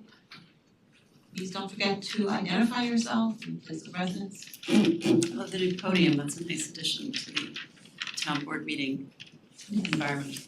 Hi, I'm Victoria Alzapidi, the chair of the Newcastle Conservation Board, and thanks for the opportunity to speak on this application. So members of the Conservation Board had the opportunity on Friday to do a site visit. We thought, why not look and see whether there were any opportunities for conservation. And one would not necessarily think that the case in the more urban part of town. But we kind of recalled back to the streetscape project that some of you were here for when we lost a lot of mature trees and a lot of green space downtown. And there was a large reaction, a lot of response to that. It was dramatic. And there have been new trees planted, but we still don't have that rich, luxurious, mature tree feeling. We do have wonderful things like the Pocket Park, which creates some green space downtown that everyone appreciates and enjoys. And so we kind of look to the property, 50 North Greeley, to, what is green space? Is there any green space there? And we kind of appreciated, Dennis showed us the plan, and we appreciated what the applicant did in terms of choosing some native trees. And we kind of looked at the perimeter of the property, where there is some green. A lot of it is invasive plants, but there is some green space. There actually is some wildlife there. There's a rabbit that kind of came on cue and was hopping around. I'd heard about the rabbit before. So there is wildlife living there, and there were, the red-tailed hawk flew over while we were there. There is bird life there. If you go in the morning, in the evening, you hear a lot of songbird activity and some raptors as well. So we think there's an opportunity to make recommendations to build on the applicant's kind of green space plan, again, mostly around the perimeter, and possibly to build on the native trees to do some understory shrub placement and maybe some ground cover. So we have more habitat. We know that the town has taken the Monarch Pledge. We are a tree city and a bee city as well. So here's an opportunity to kind of take minor steps. So we don't think there would be any increase in, kind of the budget in terms of, it really wouldn't be significant change to the plan, but just making it a little bit richer, a little more supportive of habitat downtown, which is precious, and we want to retain as much of it as we can. There are a couple of other things that crossed our mind in terms of the timing of construction. We would ask that, if possible, the construction be done not during nesting season. And we were kind of curious as well, if you think about the Rite Aid building, I don't know, I personally have never been up there, but there may actually be nests up there. There are some trees that there may be nesting in, so we want to be sensitive to any birds or other wildlife who are nesting in any of the existing greenery area, and try to avoid any desecration of any nests or obviously we think about the Migratory Bird Act and not wanting to interfere during nesting season. So we would love the opportunity to, in whatever way you think it's appropriate, whether to put in a memo to you, some suggestions about some understory native shrubs and ground cover that would be both beneficial to pollinators and wildlife and birds, but also be beautiful, right? So there's so many studies now that we're hearing about, especially recently, that the more green space, the more emotionally beneficial, enjoyable, and we're hoping even on a marketing level, the more beautiful it is for people and their families to kind of see green in this little more urban setting would be a win-win for whoever's been, for the developer, for the landscape architect, for the families who move there, and for wildlife and habitat as well. So yeah, we just wanted to put that out there, that there is a conservation opportunity here that we're hoping to embrace and make some productive and beneficial suggestions. And we're hoping to do that in a memo to you, and we're happy to meet with the developer, with the landscape architect, to kind of see what they might be thinking. Again, we don't think this is dramatic, but maybe some tweaks might be a really wonderful addition to their plan. So I'm curious to know when does the public hearing close? In other words, if you close today, will there be a few days when we can kind of prepare a memo that we can submit? We will not close today. But we need a resolution to take a vote on this project, so that's not going to be today. Depending on comments that we may get between now and written comments, we might close at the next meeting, which will be in 2 weeks. I'm not sure. I'm really not sure. I don't wanna get ahead of where we are as a board and the questions that will come up and what we wanna get answered, so we're certainly not closing today. Okay. If we wanted a memo, how quickly would you guys? Again, we were just there Friday, we would love an opportunity to kind of share with the rest of the board what the few of us saw and hear their thoughts, and then, so maybe, I mean, if it was 2 weeks, that would definitely be doable, and if it was 1 week, we would make that happen as well. Okay, yeah, well, so the next public hearing is in 2 weeks. Okay, perfect. So we'll definitely be able to submit by then, and we may come back with additional public comments. And if the developer has any questions, we're happy to contemplate those before that next meeting so we can be responsive to those as well. Okay, well, if you send something before the meeting, we can share it with the developer. Okay, great. Yeah, okay, All right. thank you. Thank you. Interesting ideas, thank you very much. Anyone else in the audience for public comment on 50 North Greeley? Okay, anyone online for public comment? No hands are raised. All right then. So I would like to ask for a motion to continue the public hearing to what is the next meeting, May 26th, is that the date? Did you want also staff to prepare a resolution or at this point? That's up to the board. Now, would the resolution incorporate any kind of requests that we would have outside of the legislation? What do you mean outside of the legislation? You're tasked with approving special permit and site plan, that's the legislation. So that's the legislation, Correct. okay, alright. The legislation is written. Oh yeah, I know. So go ahead and prepare the resolution. And we'll have the next public hearing on May 26th. May I have a motion to approve the continuance of the public hearing to May 26th? So moved. And direct staff to prepare a draft resolution. And direct staff to prepare a resolution. So moved. Second. All in favor? Aye. Aye. Ali stepped out, so I guess the minutes will have to reflect that. Okay. Alright, so now I'd like to open a public hearing on revisions to the ethics code. Thank you, everyone. Thanks. Good night, everybody. Nancy Ritter. There are currently, I didn't know if you needed a motion. may I have a motion to open the public hearing for revisions to the ethics code? So moved. Second. Okay, all in favor? Aye. Okay, so currently the ethics code contains provisions that that no town officer or employee shall hold any office in a political organization or political party. Town officers also includes committee members, members of our advisory boards, etc.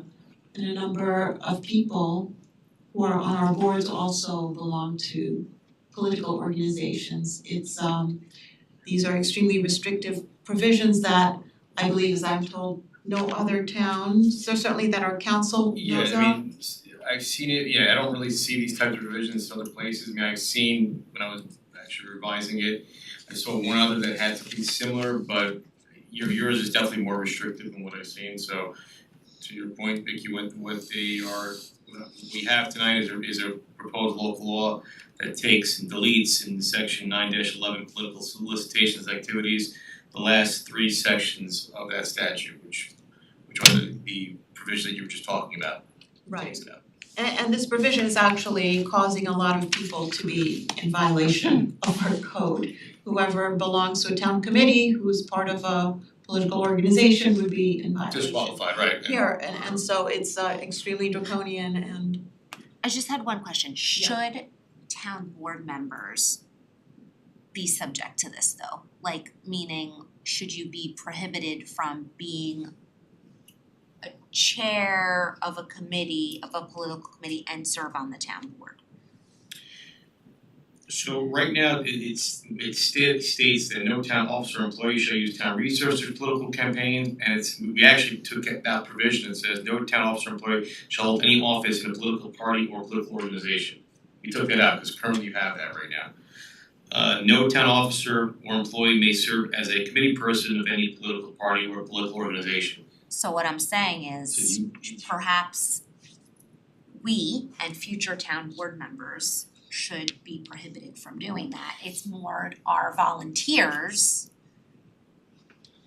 that it's problematic. Right, so that would then require definition, because your definition of town officer and employee, because technically your committee members are all considered town officials, right? So you'd have to change the definition now to make it just elected town board members where this would apply. So so what you have tonight would not accomplish that. You would have to go back and do another draft law that would specifically state that this would apply to elected town board members. Because right now, the definition is of a town officer includes you all, electeds, appointeds, committee members. I can't imagine anyone having time to serve on the town board and chair one of those committees. That's not compelling for me.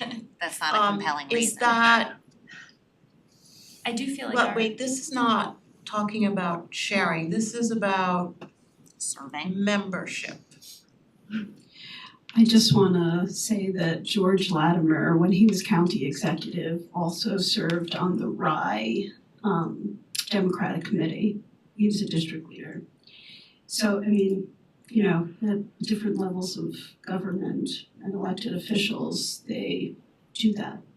So I don't know why we would single ourselves out. Yeah, I mean, Ally, in all seriousness, I really I feel confident that anyone who's signing up to do this job is not gonna put themselves in a place where they're gonna be compromising or having any sort of a conflict.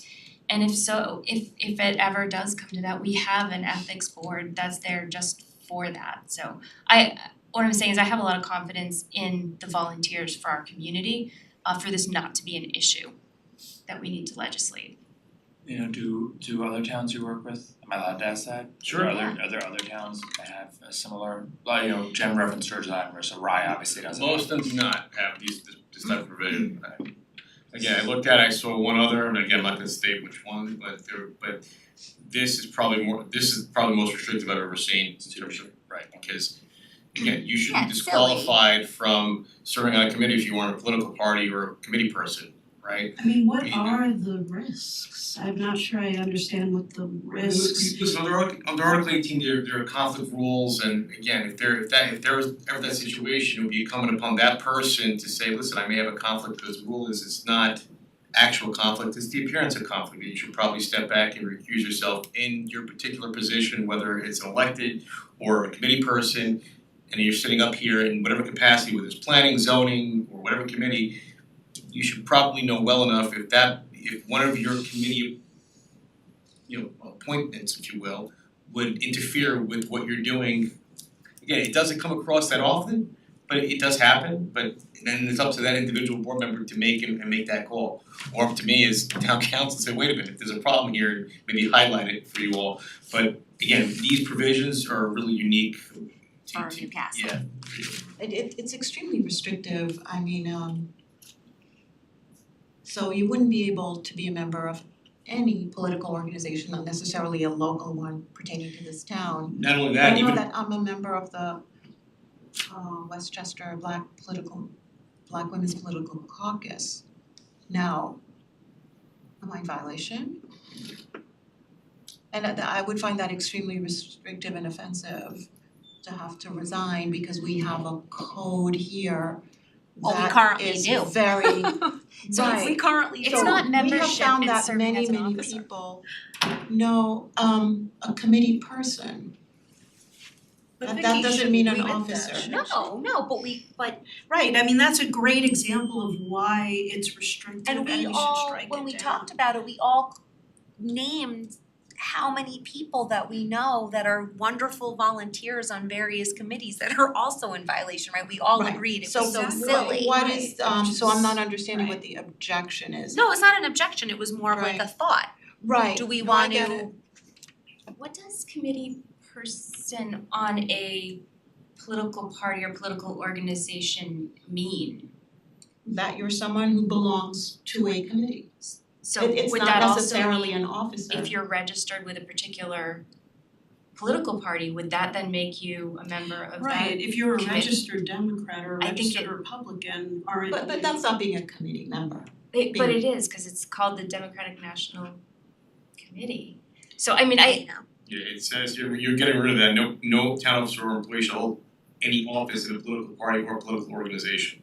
yeah, so like right now, as Right, this is it's- written, we're all. You're all you're all It's not registered there is voter. no- Didn't say registered, right. I think this is a no-brainer. When you're registered, you are a member of that committee, you get the flyers, like. Guys, this is a no-brainer, come on. Yeah, I mean, And the just to current illustrate legislation it, also prohibits you from, section G that you're looking to delete, it also states that nothing contained herein shall prevent town officers and employees who, as of the effective date of the code of ethics, currently serve as committee persons who currently hold an office from continuing to do so, provided that shall be prohibited from seeking additional or different positions following the expiration of the current term. So you can't even, you're prohibited from even seeking additional terms or Thank office. goodness for Lee now. Well, Yep. not Can we me. just decide this? I mean, this is. Yeah, it's fine, come on. it's so It's silly. it's extremely restrictive and I don't really see the purpose. So I No mean- other municipality, probably except one, has this, and I'm not even sure if that one is as draconian as this.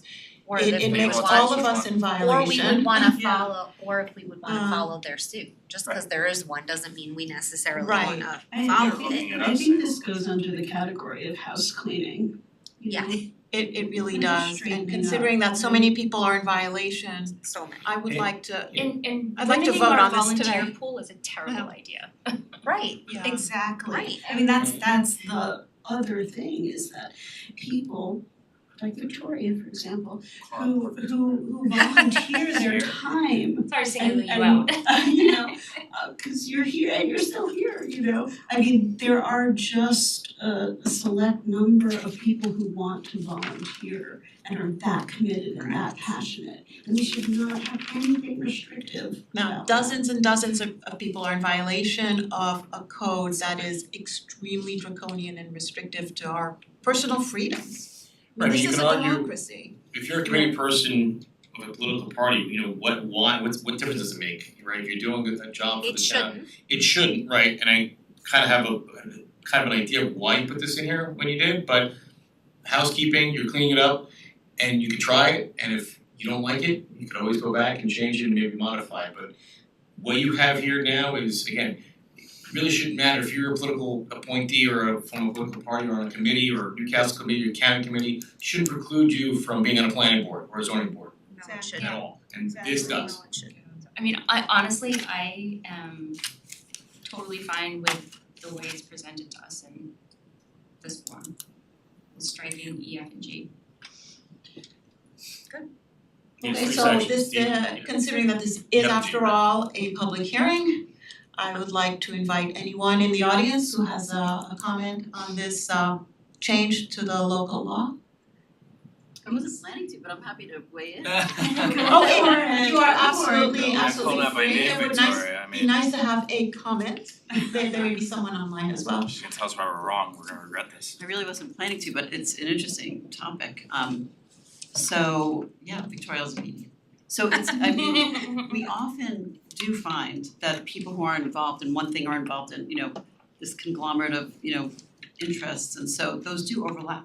I mean, like when you were saying, you know, you're part of that group, it makes total sense that you would wanna be part of a group that has, you know, advocacy or interest around that topic. So it just feels so organic, and it's almost against human nature to bifurcate it or separate it out that way. And it feels like not exactly, when you think about the underpinnings, what was going on and why that was put there, there may have been, you know, the rationale to create that law, to go to that extent, feels like it concerns me what the intent there was, and it feels more healthy to go back to a more neutral that will allow people to be themselves and experience the multi-dimensional facets of their interests and concerns. Thank you for that. Thank you. That was well said. I agree, Victoria. Anyone online for public comment? Any hands raised? No hands are raised. Okay. Close public hearing. At this time, I would ask for a motion to close the public hearing on this local law. So moved. Okay, we'll close the public hearing. Second? All in favor? Aye. Aye. Okay. The only question I have is whether we want to include this in the consent agenda. I'm concerned because so many people are in violation. I'm gonna abstain from this one, just so we're clear. I was a member of a party committee that I resigned from specifically because I took this role. And so I think there's potentially the appearance of conflict. And so for this one, if we want to consent agenda, it's fine as long as I'm gonna Would that be a recusal? a recusal, what did I Yeah, say? you can What did I recuse say? yourself, right? You Abstain? Yeah, which is a no vote. So that's an Then I'll interesting, recuse. hang on, this is an interesting question now because when we pass this law, any one of us would be free to then be a member of this type of committee. So then that would mean that we would all have to recuse ourselves By by Eric's implication. logic. Yeah, By I'm not sure. implication, because I don't what under- if Yeah, I don't we- understand like What if why- we wanted to join a party? What if we wanted to, and I'm a member of an organization now where I'm in violation. It's just a matter So of timing, Eric. I mean, I I did the same believe- thing based on this Jen did the same part of thing? the ethics code. I did the same thing. I stepped down from a political party. Right, but as legislators now, you have the right to change your mind, you have to Exactly. do something So, about it. and we all would have the right, so by this Right. logic, we should all recuse ourselves because this actually applies to us. So I don't know that your recusal is valid because then it applies to all of us. I mean, I don't see a conflict or a potential conflict or perception. I don't, Perceived. legally, I don't see an issue, but that's again, whether one of you recuse yourself, that's up to you. Because Jen is in the same situation or Holly, Ally and I It's not could like be you're the in one that who authored the situation. legislation or said, I want this to happen because I need to do X, Y, and Z. It was a general consensus on the board that you wanted to basically delete those provisions of this legislation, which again is unique to you all, so. You didn't ask for it, just for the record. And again, you are legislators, so Right. we're allowed to change your laws, that's what you all do. But also Lino once told us that we're not really entitled to recuse ourselves from voting unless there's a good reason, because we could all just decide to Yeah, I mean, it's gotta to be, recuse again, ourselves. you can recuse yourself by for the appearance of conflict, doesn't have to be actual conflicts, that's different, but it's really, if it's an appearance, then you recuse yourself, right, and you state the reason why. This one, I don't see, But there's an appearance for all of us. well, yeah, then you can't vote, Like then- I'm part of an organization now where if this law remains on the books, I'll have to quit. right, so, but here's how this And works, so how is it that I wouldn't then recuse myself? So here's from how this. that would work, if you all decide to recuse yourself, then nothing happens, or Right, or if some of you wanted to do it, there's something called the rule of necessity, if you wanna take no action, okay, then the conflict is waived for the purpose of you voting, so, what I'm saying is, it's a piece of legislation, I don't think, it's a different thing, let's say you had a land use project and you're changing legislation and you're involved in that project, then that's legit, right? This, I don't see any conflict among either one of you for voting on this legislation, I just don't see it.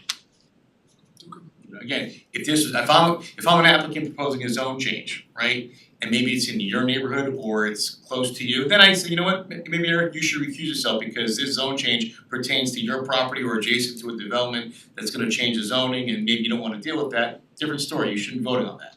But something like this, I don't see an issue. yeah, you're no differently situated from other members of this board. Correct.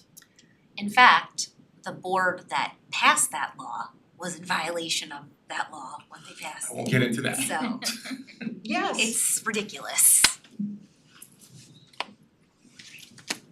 Okay, Could we push it to next meeting? What? Could we push it to next meeting? That's up to you, I mean, you can do a roll call, you can vote on it right now if you want to. Yeah, we could. You can make a Four to motion, one. you just make a motion and do a roll call, it's up to you. Move on. Oh, Eric. If it makes Eric that uncomfortable, I'm open to it, but I would really have this, I would really like, we were talking about this since I joined the board. Okay, well, okay, we'll fine. wait for It's fine. for the next meeting. It's fine. If you're really concerned, but I do think that this obviously affects all of us. And what And every what board we can before do. us.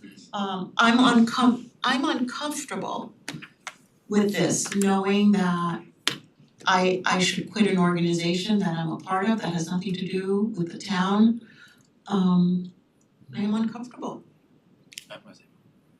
No, you're not, at all. Because I am being considerate of your discomfort, but then I have my own discomfort. Because I'm having a problem right now. And I don't know if any of you are part of other organizations that you're not thinking of. Other than the Like- absurd, if you're registered with a party, I can't think of anything, but I think if I thought hard enough, I might. I mean, are we part of any gun safety organizations or are any of you part of? Yeah, I mean, I don't know. I feel like it's so broad that if I just spend a little more time thinking about it, I'll find it. And I think that's probably true for everybody. Anybody that cares is gonna, if you care about something, you're gonna remember. But I'm comfortable giving Eric a little more time to process and feel comfortable. And I don't think anyone's gonna push you in the next 2 weeks, Vicky. I'm not comfortable. So I'm going to have to tender, now that I know, I will have to tender my resignation because I know that I'm in violation. Okay? I will have to.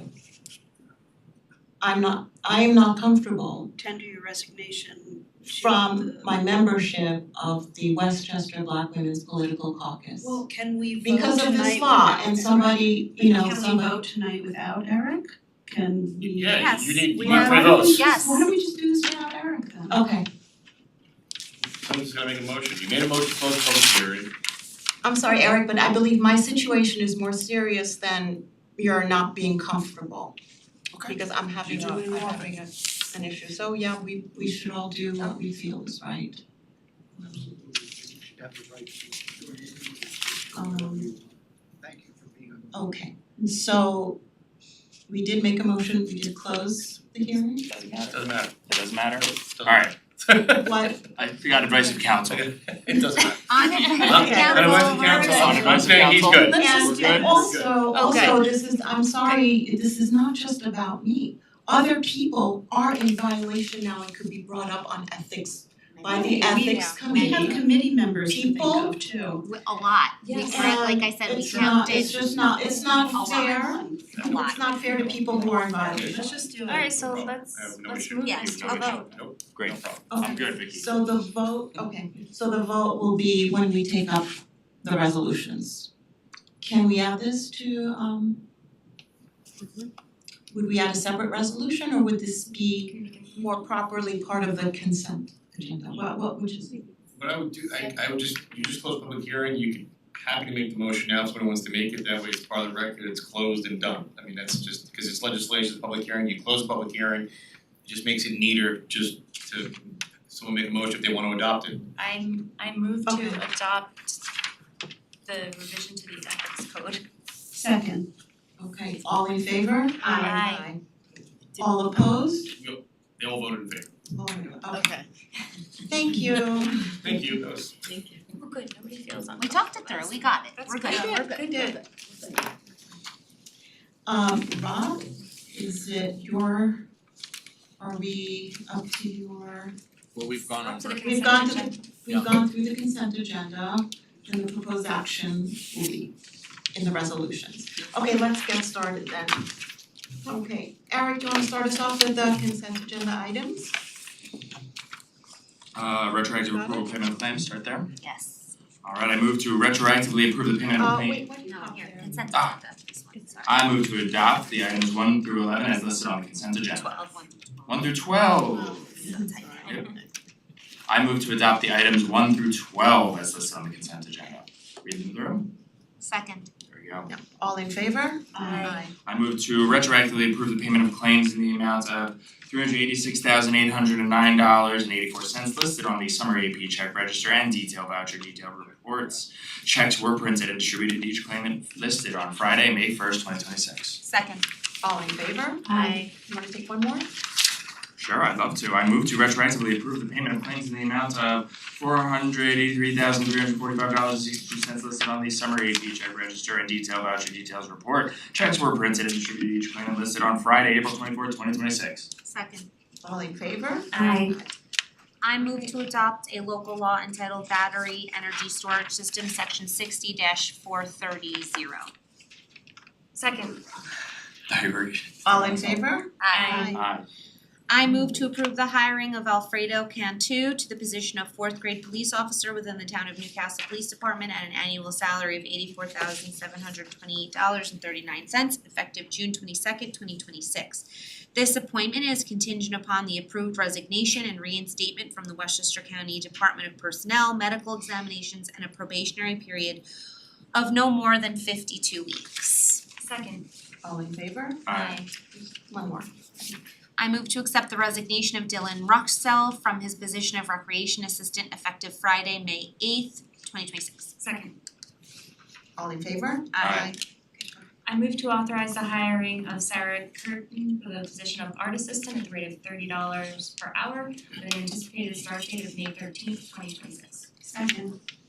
All in favor? I move to authorize the promotion of David DeSantis to the position of maintenance mechanic repair within the building maintenance unit of the Department of Public Works at the annual salary of $101,098.58. Group 11, step 5. This promotion is subject to a 52-week probationary period. Second. All in favor? Aye. Jen, you wanna? Sure. I move to authorize the posting of and hiring of the position of motor equipment operator in the Department of Public Works Building Maintenance Unit. This position will have an annual salary ranging from $64,320.06 through $88,076.60 and be Group 7, Step 1 through Step 5. Commensurate with years of service in rank. The appointment of this position will be subject to a 52-week probationary period. Funding for this position is within the 2026 adopted budget expenditure line. Yes. You can do the number now. Second. Okay, all in favor? Aye.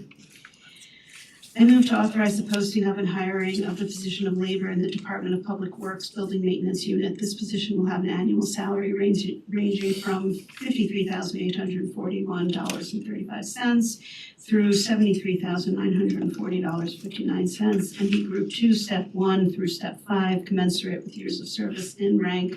The appointment of this position will be subject to a 52-week probationary period.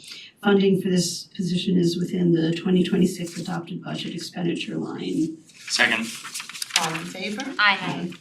I move to appoint Andrew Wixom as an alternate member of Board of Architecture Review, effective immediately for a term set to expire December 31st, 2027.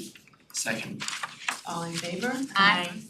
Okay, may I have a motion to adjourn the meeting? So moved. Second. All in favor? Aye. We are hereby adjourned.